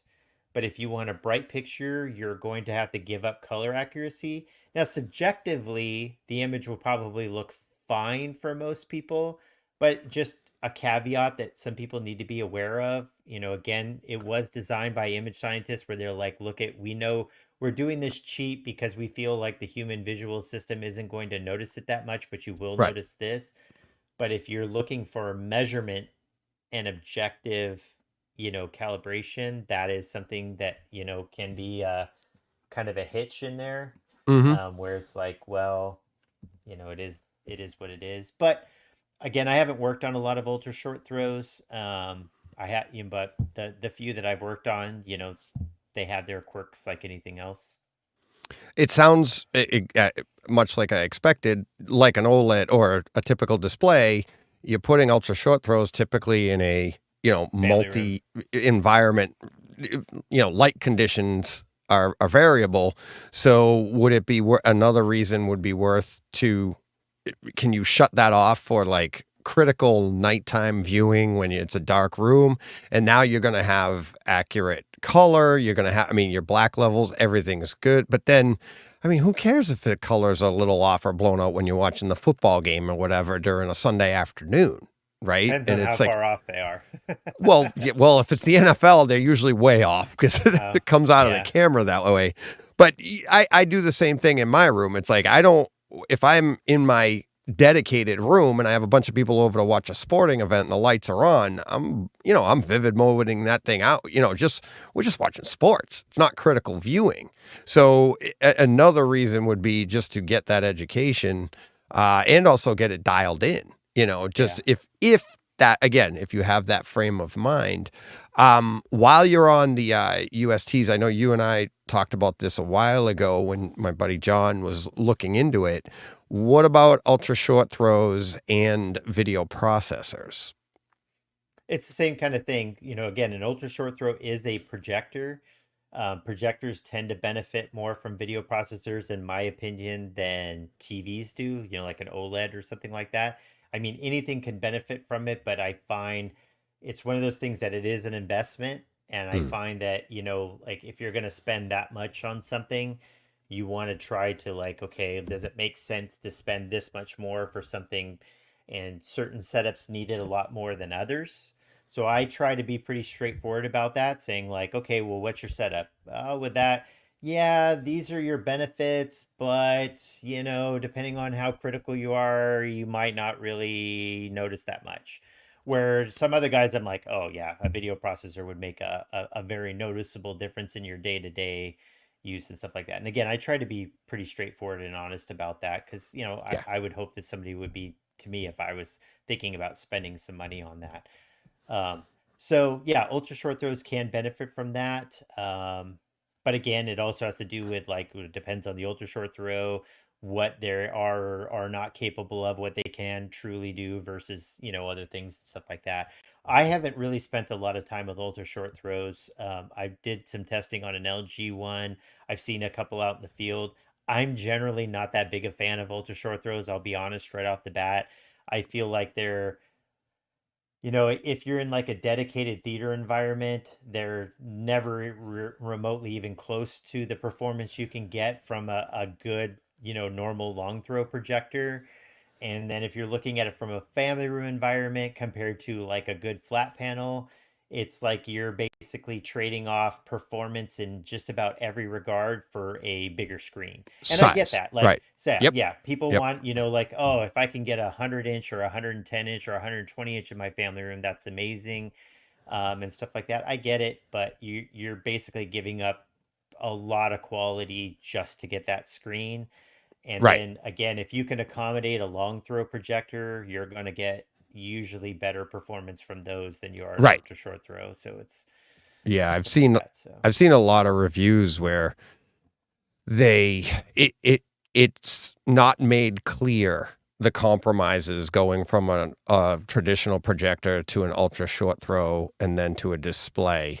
yeah, Um, yes, I mean obviously if you're looking for perfect clarity and everything, you got your display, but that's you're limited in size, right? And yeah, my buddy, he's got a living room setup and it's a 123-inch ultra short throw screen in his living room. yeah, You're not getting that yeah, with a traditional display, yeah, and you're not setting up a traditional projector because it's going to be horrible for daytime viewing. It's going to be across the room, mounted on the ceiling. There's so many other things, yeah, but it's yes, it's I agree with you. I just think there's a lot of misconceptions out there in the advertising for these things, and it's like they're a great option, but that's their compromise. Just like a traditional projector is a huge compromise, which is usually taken care of by a dedicated room.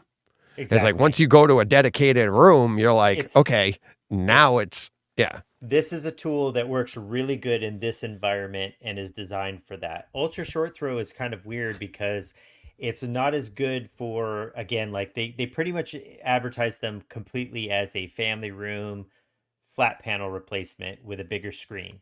And mm, in that case, you know, they are all you are getting is size at the expense of almost everything else. And then if you're somebody that's like, yeah, but I don't really watch that much during the day because I'm at work or whatever, we tend to watch TV and stuff at night. Again, I get it. The bigger screen draw becomes a thing, but it's still, even in a dark environment, not going to look nearly as good. People that are familiar with like flat panels, the enthusiast stuff, like the Value Electronics store in New York, they do that big flat panel shootout every mm-hmm, year that always gets a bunch of buzz. A couple years ago, they finally started doing one where at the same time they did an ultra short throw shootout as well. And yeah, the first time they did that, they invited me to come out, but I couldn't do it because of some okay, family logistics. And they were the guys that ended up doing the setup and calibration. I said, if I was running this, what I would do is I would do the flat panel competition and then crown your winner.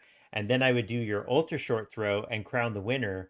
But then for all the people that are attending, say, okay, now I'm going to show you what the flat panel winner and the ultra short throw look like when you compare them directly, so that you get an idea of how much you are giving up Right. for that, to go from Size. an 88 to 110. Now, again, I totally get the draw of 110, especially if you're like, hey, it looks good enough for me. And for a lot of people, it probably does. I'm not trying to throw trash on it, but I'm just saying that like it's kind of this thing where it's in this kind of gray area of like, I'm willing to give up a lot just so I can have that really big screen.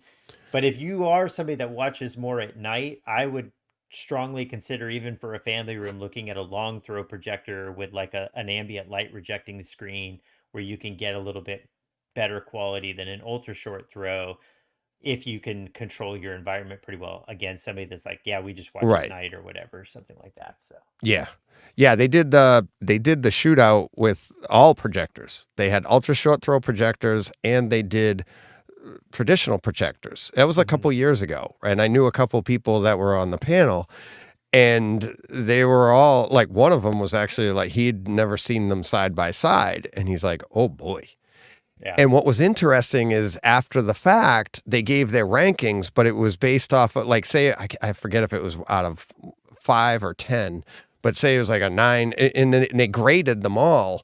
And these ultra short throw, the top ones were getting 9s and 10s, right? And then but then people were reporting that, that's just as good as the JVC that got a 9 or a 10. And it's But it like, wasn't no. relative. Yeah. It's like people didn't Compared even, to the others. Yeah. they didn't realize that it was like this. Look, this is just as good as a JVC. It's like, no, it's only being compared against its equal competitors, right? Yeah. But when you watch them side by side, to your point, like if you saw that, you'd be like, oh boy. And then you put it to a panel, oh boy, right? So there are compromises there, and it's that, it's the information they leave out in a lot of the marketing that's tough. Well, it always makes everything black and white. So people come to me and they're like, "Hey, I heard JVC is the best projector out there." And I'm like, "Well, JVC is really good in this usage case in this environment, but it's the worst projector in this usage case and environment." You know what I Right. mean? Or like Yeah. they'll be like, Yep. "Hey, I heard a Studio Tech 100 is the reference screen. It's the best screen. I want the Yeah. best." And I'm like, yeah, but it's like the best screen there is, but you have to have a room that is insanely particular for that screen Yeah. to work. That's what I and have. Most people don't have it. Right. So And that's what Jim again, told me like, to get. He goes, your room is perfect. Don't For listen that. to the internet, because they're going to tell you your image is going to be washed out. It's going to be horrible. You're not going to be Yeah. bright enough. It's blah, blah, blah, blah. And I'm like, okay, I don't read the internet anymore because of you, so I'm fine. So he told me to get Yeah, that. That's 'cause- what I have. But you need to have that environment.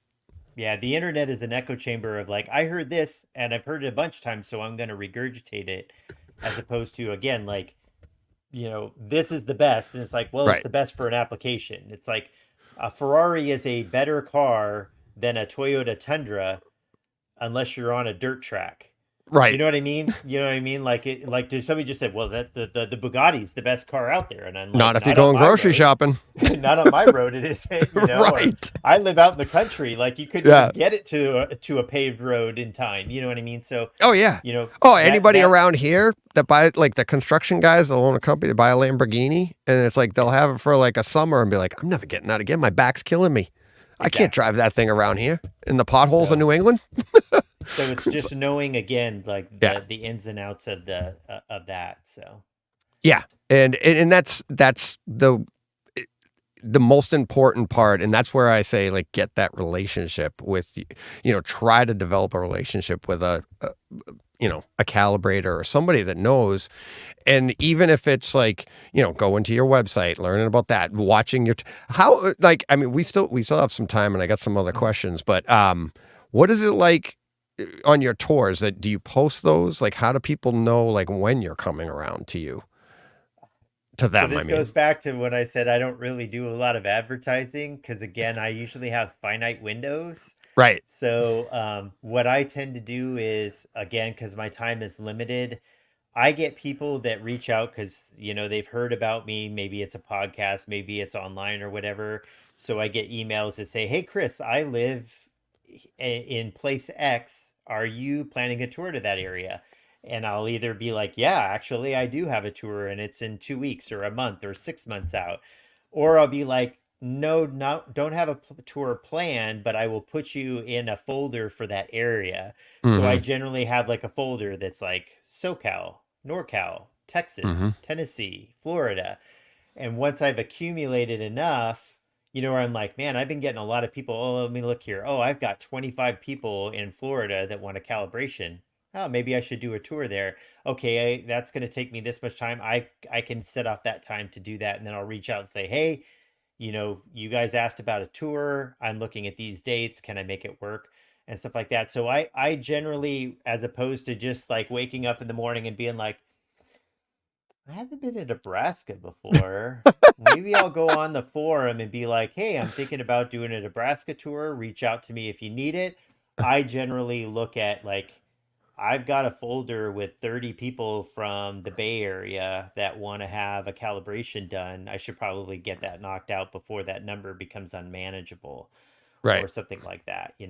So, and I've just found that like certain areas, have been like I get a lot of people in the Texas area, the California area, the Northeast New York area.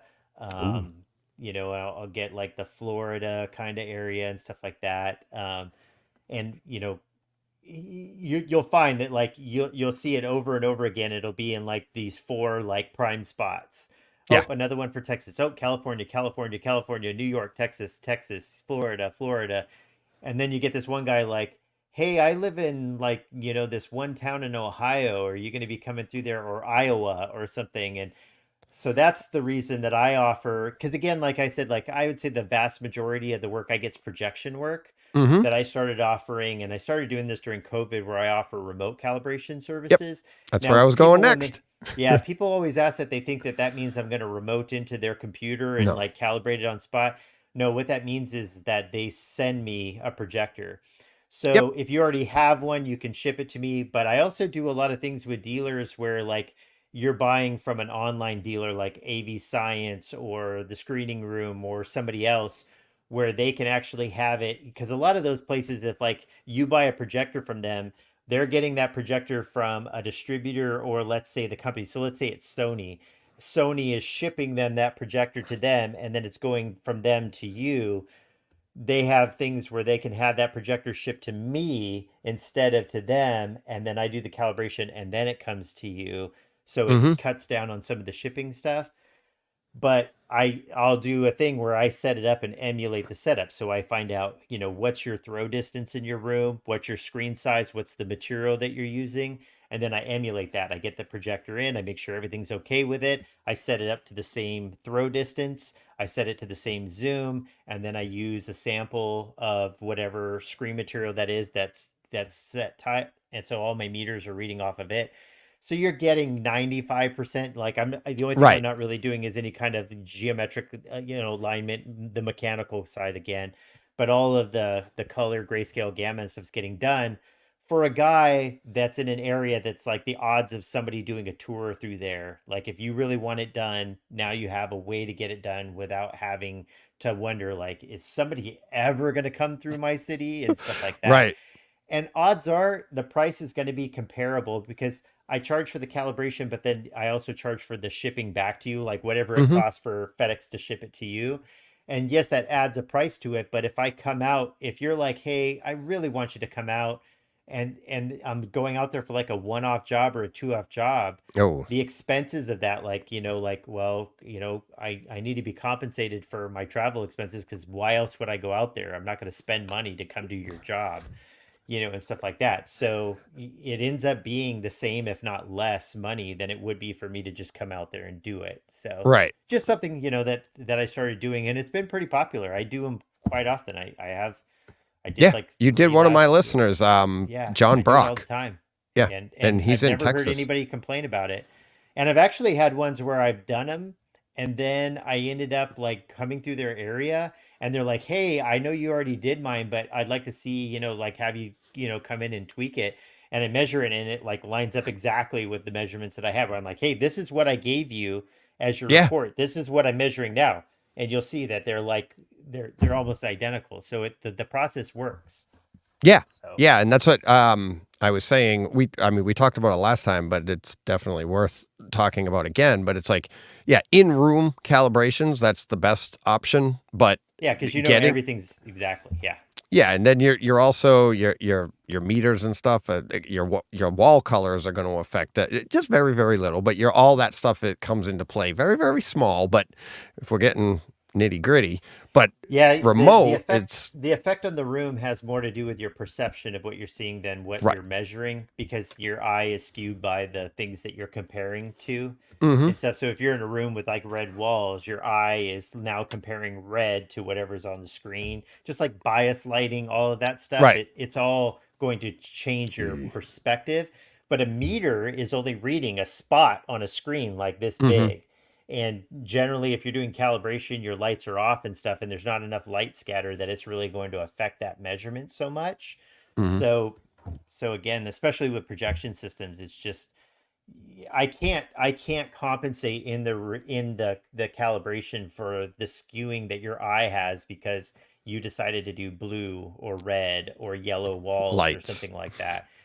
That's why they always say try to do something that's like a neutral color or something Mm. like a mid gray or something like that, where it's not going to skew your perception of what's on the screen. Right. That's why another one, like I'll just bring this up because I see this all the time. People that put a black, see, like right behind you in your video, you got those black velvet curtains. People love to put those around their screen, and they're Yeah. like, yeah, that's going to make your contrast better and stuff. And I'm like, it's not going to do anything for your contrast. There isn't any light that's reflecting off your front wall. If there is any light that hits that wall, that's going to make its way back onto your To the screen. screen. It frames your screen so that you don't have any distractions, Right. but remember, our eyes are amazing optical comparators, right? We're really good at comparing things next to each other, right? So if I have a Sony projector or an Epson projector, something that has a good black level, but not a really great black level, and I'm watching a scene that goes to like full black or close to black, and now around my screen, I have a perfect black velvet reference. Yeah. Do you think my blacks perceptually are going to look blacker or grayer? They're going to look grayer because now Right. you have a perfect reference next to it. Where Right. if you had put like a light gray or a mid gray as your surround, and then you put that black up, now you're comparing the black to that, and you're like, oh, look, my blacks looks perceptually, subjectively better.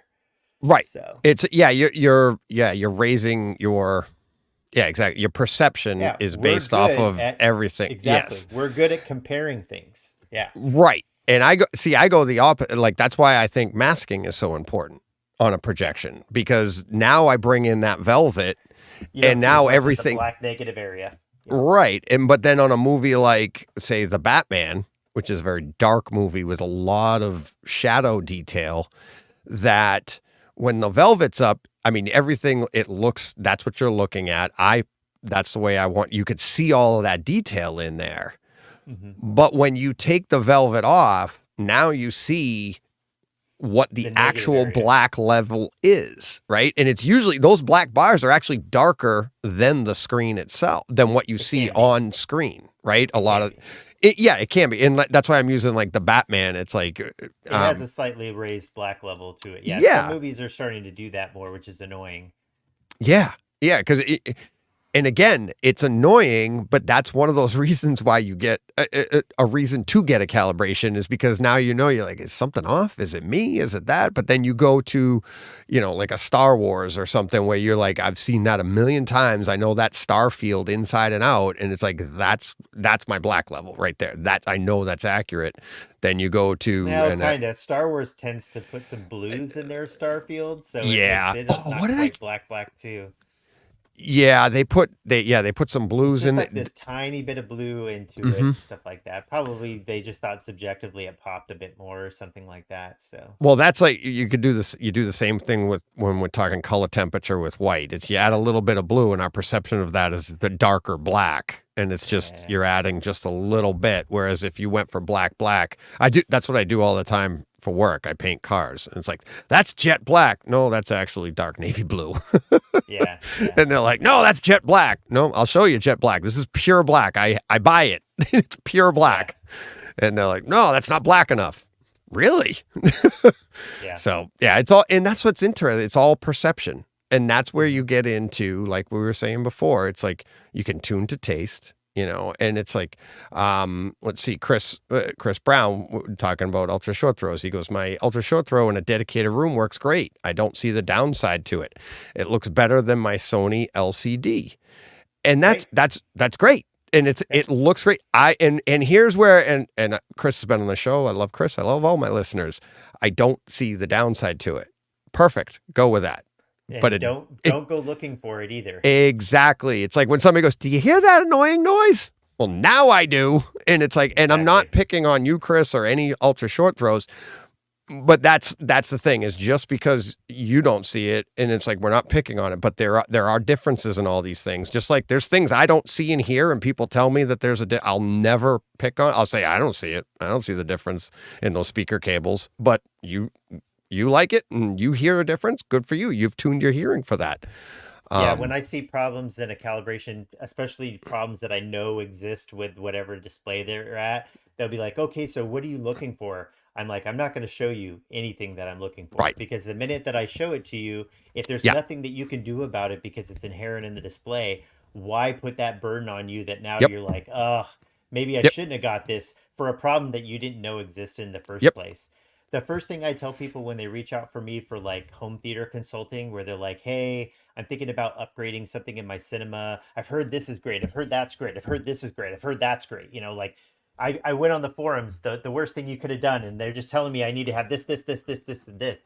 I always tell people, like, rather than do all that, when you watch a movie in your system, what's the thing, if there is a thing that when you're watching, for some reason takes you out of the experience, that Yeah. instead of being mesmerized by whatever you're watching and being enthralled by whatever it is, hopefully, you know, you're watching something that you like, that you're like, oh, now there's that thing, like it went to black and it's like bluish gray, or I know this scene is supposed to have like really good bass and there's none, or just I can't make out what they're saying, you know what I mean?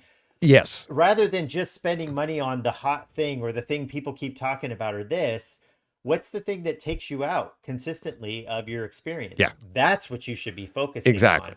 You know, it's that radiator over there that makes all this noise in my room. Okay, maybe talk to a radiator guy and get something quieter. Or there's always light spilling in from these. Save yourself some money and buy a blackout blind instead of a new something else, you know, that's Right. still going to have that there or whatever. You know, like the things, get rid of the things that bother you or take you out of the experience. And then when everything is just like there, then you can start wasting money on what the other people tell you should buy. Right. It's like, I got my Kaleidoscape. I got my Lumagen. I couldn't stress enough to people. It might not be for you.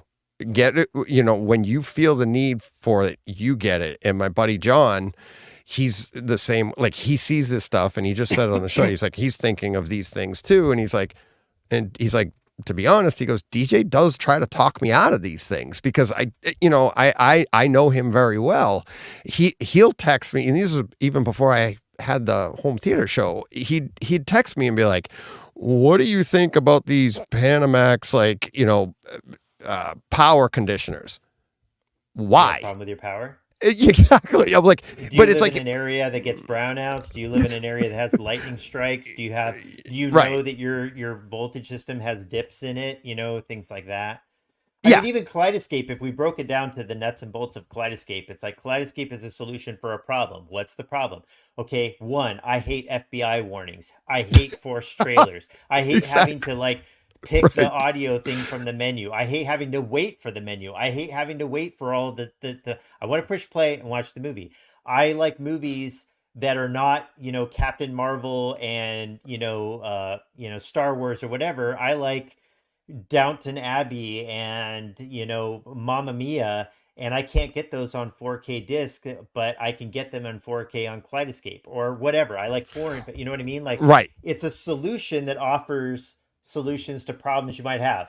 I don't like waiting for discs. I don't like that they don't have this on disc. I don't like this. I don't like that. I don't like having to go to a store to buy something. I don't like having to go on Amazon to buy something. Right? Right. You know what I mean? Like it gives Yeah. you solutions. It gives you a solution, but I mean, all of this is first world problems, to be honest, Exactly. Yeah. but yes, it's like and that's why I've said to people, like, everything, like, I like to jump from scenes. That's why I bought it. I wanted it since I've heard of it. But in the same with the Lumagen, I It's a exhausted video every, processor. It is made to right, solution for problems that are lacking in the exactly. display's video processing. Yeah. Right. And now to get to a calibrator, do you see a problem? Yeah. Right? You hear about it on the internet. You wonder why people are doing it, which is perfect the way Chris couched the question. Why would anybody get a professional calibration? It's a great way to put it, because here's the reasons. It doesn't mean you have to have one. It doesn't mean that you don't need one. It just means that, like, these are the reasons why. If you see a problem, and the problem could be you, like, right, like, your display might be perfect, but your head is so wrapped up, like me. I'm not picking on, I'm talking about me. Your head is so wrapped up in making sure that it's right. It's worth the hundreds of dollars to have Jim come out and go bang, bang, bang. It's right. Thank you very much. And that's what it's for. So when people say it's like, you don't need it, no kidding. We don't need any of this stuff. I was gonna say we don't need home theater in general is first world problem. Exactly. So it's like, why would you do it? Great question. And this is why. After I got two questions here from PK. He says, if after calibration customer doesn't like what he got, how do you convince him that it's the best setting for his screen? And I think you kind of touched on that a little bit with your outline, but do you have people that are still like, it's never happened. So I don't really know how to respond. I have never yet gone out and calibrated somebody's system where they got back to me and they're like, I like the image the way it was before. right. Like, you know what I mean? I generally make sure that they like what they're seeing. We go through content that they're familiar with. I make sure that, like, there's no surprises. I don't go into a room, lock them out of the room, come out of the room, hand them a report and say, it's good to go, and like leave for the door, and they never, you know what I mean? Like, come out like a doctor. We was touch and go for a little while. I saved her. That doesn't happen. Now, I have had people that have like come back to me and been like, oh, I love it, but like there's this thing, or whatever. And I'll be like, okay, well, maybe we can do like a phone call or a FaceTime session, and I can kind of see what you're getting at and stuff like that. Or they'll be like, hey, I watched this piece of content and it had this. Well, then I'll try and look at that content here and be like, oh, okay, well, that's baked into that. Don't worry about that. Or right. Whatever. So, do you ever get, and I know my early days with Jim were kind of, I already had some knowledge from the video essentials, right? I'd already had video essentials for probably 7, 8 years at the time, maybe 5 or 6, whatever it was. Right. And then a lot of the stuff in the early days, it was like teaching you, you might not like this. It might be a little dim compared to what you're used to. And this was back in the 90s, right? Do you find that, like, asking them ahead of time, what are your settings now? And this is what you're like, so prepping them for what they're about to get before they make that purchase. Sometimes, I generally don't do it before they hire me, but like if I get there and I know that they have a lot of headroom for, like, they can make their image brighter if they wanted it. I'd be like, the first thing I usually like, how do you like this? Again, I work on a lot of projectors. How do you like the projector? What don't you like about it? If there is anything, what would you like to see from it? And they're like, oh no, I like it. I'm like, is it bright enough? Too bright? Not bright enough? Get an idea for those kind of things. And then again, looking at stuff afterward. But a lot of times, like, those kind of limitations are more imposed by the choices that they made before I walked in the room. They bought Projector X and screens too big, or screens the wrong material, or, there's things that I would have loved to have got in on that decision-making process that would have saved them a lot of time and aggravation. But, generally, like I said, I can't recall anybody that literally was just like, I wish I wouldn't have done this, or it didn't, most of the time people are pretty happy with it.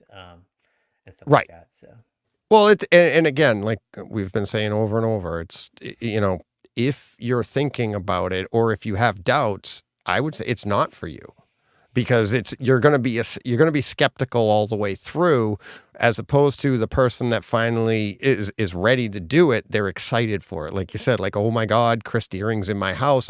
I know I was like that the first time I got my TV calibrated. I couldn't wait. You're so excited about it. That's the way it should be. If you're skeptical about it, I'm not really sure you're ready for it. I don't mind skeptics. I just don't like, and I think some of us are always, people are guilty of this in some capacity or another, but I don't like skeptics that like the whole point is like, okay, you're skeptical about a calibration. You hire me, I come out there. And because you're skeptical, the whole time you're just looking for a reason to back up why you shouldn't have got it. Like, you know what I mean? Like you're going into there Yeah. going like, okay, yeah, I know I hired you, but I know this is going to suck. So, you know what I Right. mean? Like if that's the way you're going to approach things, I mean, and I would say that about anything in life, then life's short. Why did you Right. bother? If all you wanted to do was find the things that are wrong in something, just find something else. You Yeah. know what I mean? Like do something else Right. and don't waste my time or yours. But I have plenty of people, like I said, that are like, like, oh, I heard about it. I'm not sure, but like to go ahead and have it done. I have yet to have anybody that wasn't pleasantly surprised by the results that they get, that they're like, wow, I didn't realize how much of a difference this would make and stuff. And I like hearing that and stuff like that. And then there's some people like, oh yeah, there's little differences here and there, but at least I know it's right, and you get that. But if your whole point is like, I'm a skeptic, I think this is BS, but I'm going to go ahead and pay just so I can pick it apart to try to find something in it. Like, don't Yeah. waste my time or yours. That's You what know I what I mean mean? by it. Yeah. Like that kind of energy, it's just I don't understand that. Like you could Yeah. apply that to so many different things. Oh yeah. Like, oh, that I could have restaurant, done this myself. Yeah. I Then why heard this didn't you? restaurant sucks and I know it sucks. So I'm going to go in there just to prove to myself that it sucks. I'm like, well, why are you going to go into it? You know what I mean? Like Yeah. if that, like, I don't get it. Why not No. just skip that and go somewhere you're going to probably like? Exactly. Exactly. So the last question on calibration, I think that I have here is why don't this again comes from PK, says why don't TVs come with some built-in calibration app with some basic patterns for contrast, brightness settings? Is it so expensive to incorporate them into the set? Like meaning the calibration patterns, I'm thinking. Not just like this, obviously the settings are there, but So this is a common one too, that people don't understand the difference. There is a difference between calibration and configuration. So mm, if I have, like, let's say the Spears and Munzel disc, I can put this disc on and there's an assortment of patterns that says, hey, look through this filter or look at this until it does this. That sets the basic configuration up of like, okay, now your black is set properly, your white is set properly, or your sharpness is turned to where it should be so that it's not creating, false lines or whatever. That's configuration. Calibration requires instrumentation. And what I mean by mhm, that is that I am adjusting your red, green, and blue balance for all the different levels of gray because they're made from a mixture of red, green, and blue. From your white point all the way to your black point, your gamma curve, you have to measure, is the light output at 10% where it should be, 20%, 11%, 24%, all these different points. Is it doing that? There's no way you would be able to look at a pattern and figure that out. You have to measure it. Is the white point an actual correct balance of red, green, and blue? I measure that and adjust that, and things like that. Is your color on? Like you don't have, like he has that color thing. What you're doing with that is the color decoder. You're not mm, actually setting different saturation points and things like that to see is the color tracking accurately. So it's a difference between configuration and calibration and right. stuff like that. Some calibrators back in the day, that's all they did. Is like they had their Avia Pro or their Video Essentials, and it had like a basic settings and it had the little color filters, and you just did that. And that gets you in the ballpark. Just like I said, like if I buy an OLED today and it has 5 modes, there's one that's really off and there's one that's, really, really close. Well, those might get that really off to the really close, but it's not calibrated. Right. You know what I mean? So Yeah. calibration Oh, requires instrumentation. Configuration can be done with, a test disk, a test pattern, or things like that. But there is a difference between the two. Now, I would like to see at some point, because meters are getting better and less expensive, for a decent small consumer size meter, where you could have something that like that meter plugs into the back of the TV and then you just put it in a spot where it cool. measures and it goes through some kind of, okay, I'm going to measure this, and it's already pre-profiled because they only support this meter and they know the offset of that meter. Apple actually has tried to do that. I think there's Right. the thing where you can calibrate with your iPhone. I know a couple calibrators that have tried it out and said it doesn't work very well, but theoretically it Yeah. should be able to work well, but it doesn't.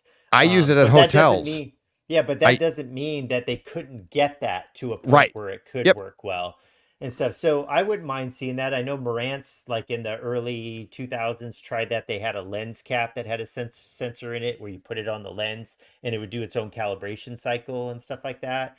Um, I always look at this thing realistically. I think that at some point the technology will get there where they could do that.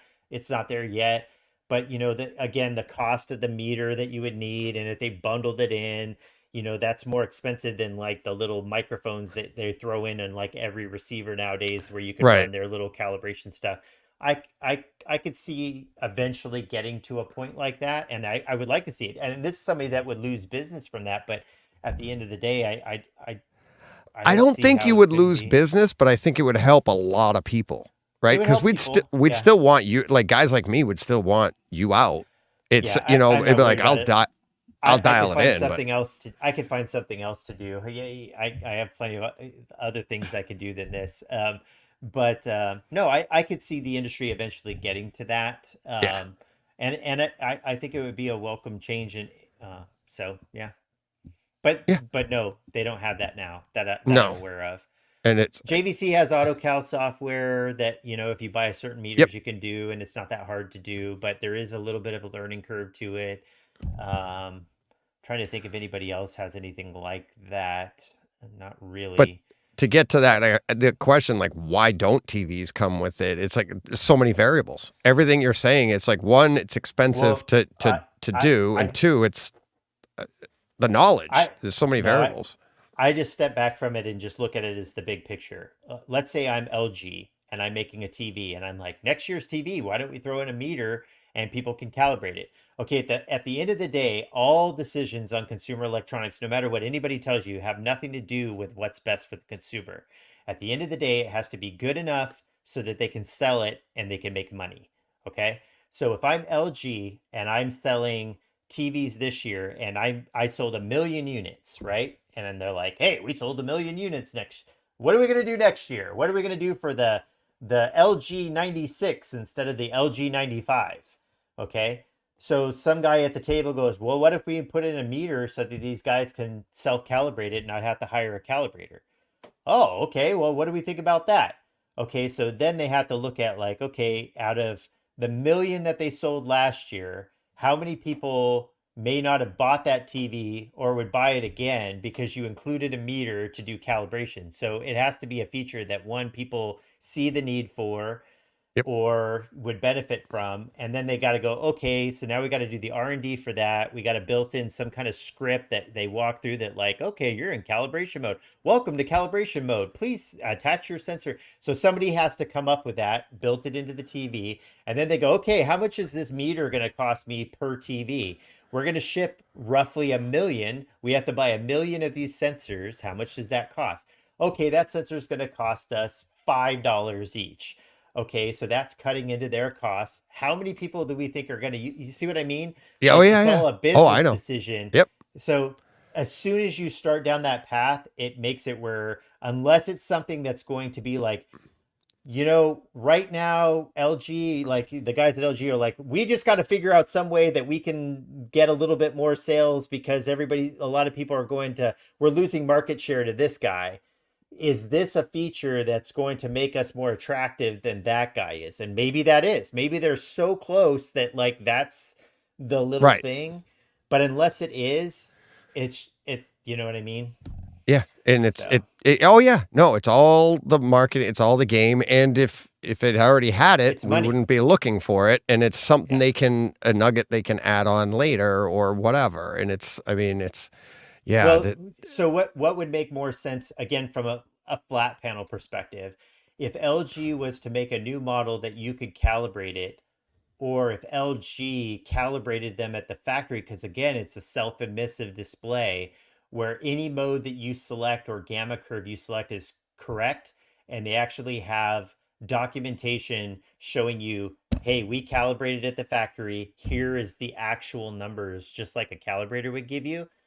So now they don't have to bundle in all this stuff. They just mm, show you the numbers from their factory calibration that they probably do or whatever.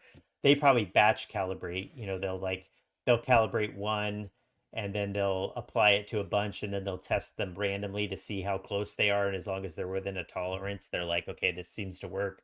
Just yeah load it into all of them, and yeah stuff like that. But I think, you'd probably see that before you that. Again, it all comes down to money. Money, money, money, yeah money. money, and we are such a small percentage. The I home mean, here's theater enthusiasts enthusiast asking us for this whole thing, like, why should I get calibration? So LG's like, why should we throw in calibration if people that calibration, right? actually care are asking why do they need Why calibration? exactly, and that's the thing is like I mean we're a small part of the market, and then our small part is a small part that wants this small part, and that's why you piece out all of these different things. And like we said, if you see an issue or if you don't see an issue, I'm sorry, don't go looking for them because in this industry, in this hobby, they're gonna pop up. You're gonna, and your issues are gonna be different than my issues, and just enjoy it while there is no issue. Yeah. Let me hit on this one quick here. This is my co-host. It's his birthday today. Fifth Element Oh, happy mentions. birthday. So yeah, Steve George. It's his birthday today, and that's us back there. That's Oh, Steve right nice. there. And one of Nice. my listeners made that. That's John, and obviously me down here. But he hates the Fifth Element. Oh, So I that's just use why it they because I made. keep seeing it. I know you keep seeing it in the background, but yeah. I remember So, the days when like that was what everybody oh showed every time over and over. yeah, because it's so bright. It was the running demo Yeah. for what felt like the longest time. I remember like when we went through that phase of content where like every year was like, what's the one to show off? What's the one to show off? Because there was only so many. And now Mm, people ask me like, well, what do you like to use? And I'm like, God, we're at the point now where video in general in most things looks so good that it's like, you know what I mean? Like I'm at a loss. I'm like, I could just find it's harder to find stuff that looks really bad than really good. You yeah. know what I mean? Because it's just gotten so good on the capture side and everything else. So, Do you you have know, any discs you take with you and show people that you like after you're done calibrating? Like Jim, nope. I Jim. generally just ask people to, what do you like to watch? What's something you're really familiar with? Stuff like that. Okay. Yeah, Jim does. He carries Blade Runner 20, Hmm. what is it, 2049, that 2049. opening scene. And I use that a lot in my Mhm. testing, my internal testing. Yeah. Okay. He does that one and Star Trek Into the Darkness, the opening scene, and he's like he points out the lights, the blue lights that come off as he's climbing up or whatever. They're pulling him out of the lava or whatever. But he uses those, and then like you said, he's like, now you show me what you want to see. Show me what you had an issue with or something. So Interesting. yeah. So yeah, we didn't even get to Dolby Vision. We talked about that last time, and I don't want to even approach that subject right now because we'll be here forever. And I know you're busy on your end; you've got stuff to get to. It's flown by, Chris. 2 hours. It does. I It always was. tell people like they're like, I oh, know. we'll do like a quick chat. And I'm like, quick chats, No. they don't exist. Yeah, it was. Well, that's why when I did my 24 hours, and that flew by. So Oof. it was fun. But yeah, when we were talking earlier, what was it, last week? And I'm like, oh, look at us keeping it to a tight 2 hours. But that's home theater. You can just keep on going, especially with the chat. So thank you very much. Thank you very much. We'll have you back, and there's a lot of misconceptions of Dolby Vision. There's a lot of misconceptions with like people think it's a set it and forget it type thing, but does get incorporated to it. So, but hopefully we helped out a lot of people with this, because it's not for everybody, but it's definitely worth it. And I'm hoping we explain that. So again, you're gonna deep dive AV. You go there, and you're still looking at California, right? Northern California, you still have some openings. I don't know if I have any openings. I was actually kind of looking at all my map stuff here and the time that I have. If somebody's in the Bay Area and they're looking for some work coming up, you could reach out, but I can't guarantee I could get you in. The next tour after that, in the early spring, I'll be doing the New York kind of area, surrounding area there. I definitely in 2024 will be hitting SoCal again, the Los Angeles area at some point. I don't have dates. Mhm. I'm just saying 2024, I will definitely be in Southern California at some point. I will definitely be in the Denver I-25 corridor of Colorado at some point. I will be in, like I said, New York, likely Florida, possibly into like Tennessee, Florida, kind of that area. And then Texas again, most likely, as long as there's enough.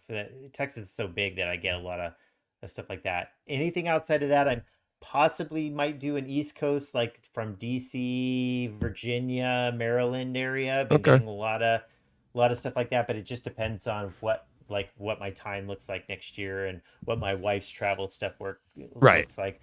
My wife works with the Navy submarine acoustics program, and a lot of times it's like, hey, there's a submarine that we have to do a test on, and there's a window, so it's like if she's Oh, told, she yeah. goes, kind of thing like that, and that Yeah. plays a part in it. So Yeah. You're in high demand. That's good. yeah, That's the answer to a question right there. It's like, that's why you get a lot of people want them. And if it's right for you, hit up Chris and see if he's going to be it's like, you are a rock star. Is he coming to a town near you? well, I'm So happy I funny. can help people out.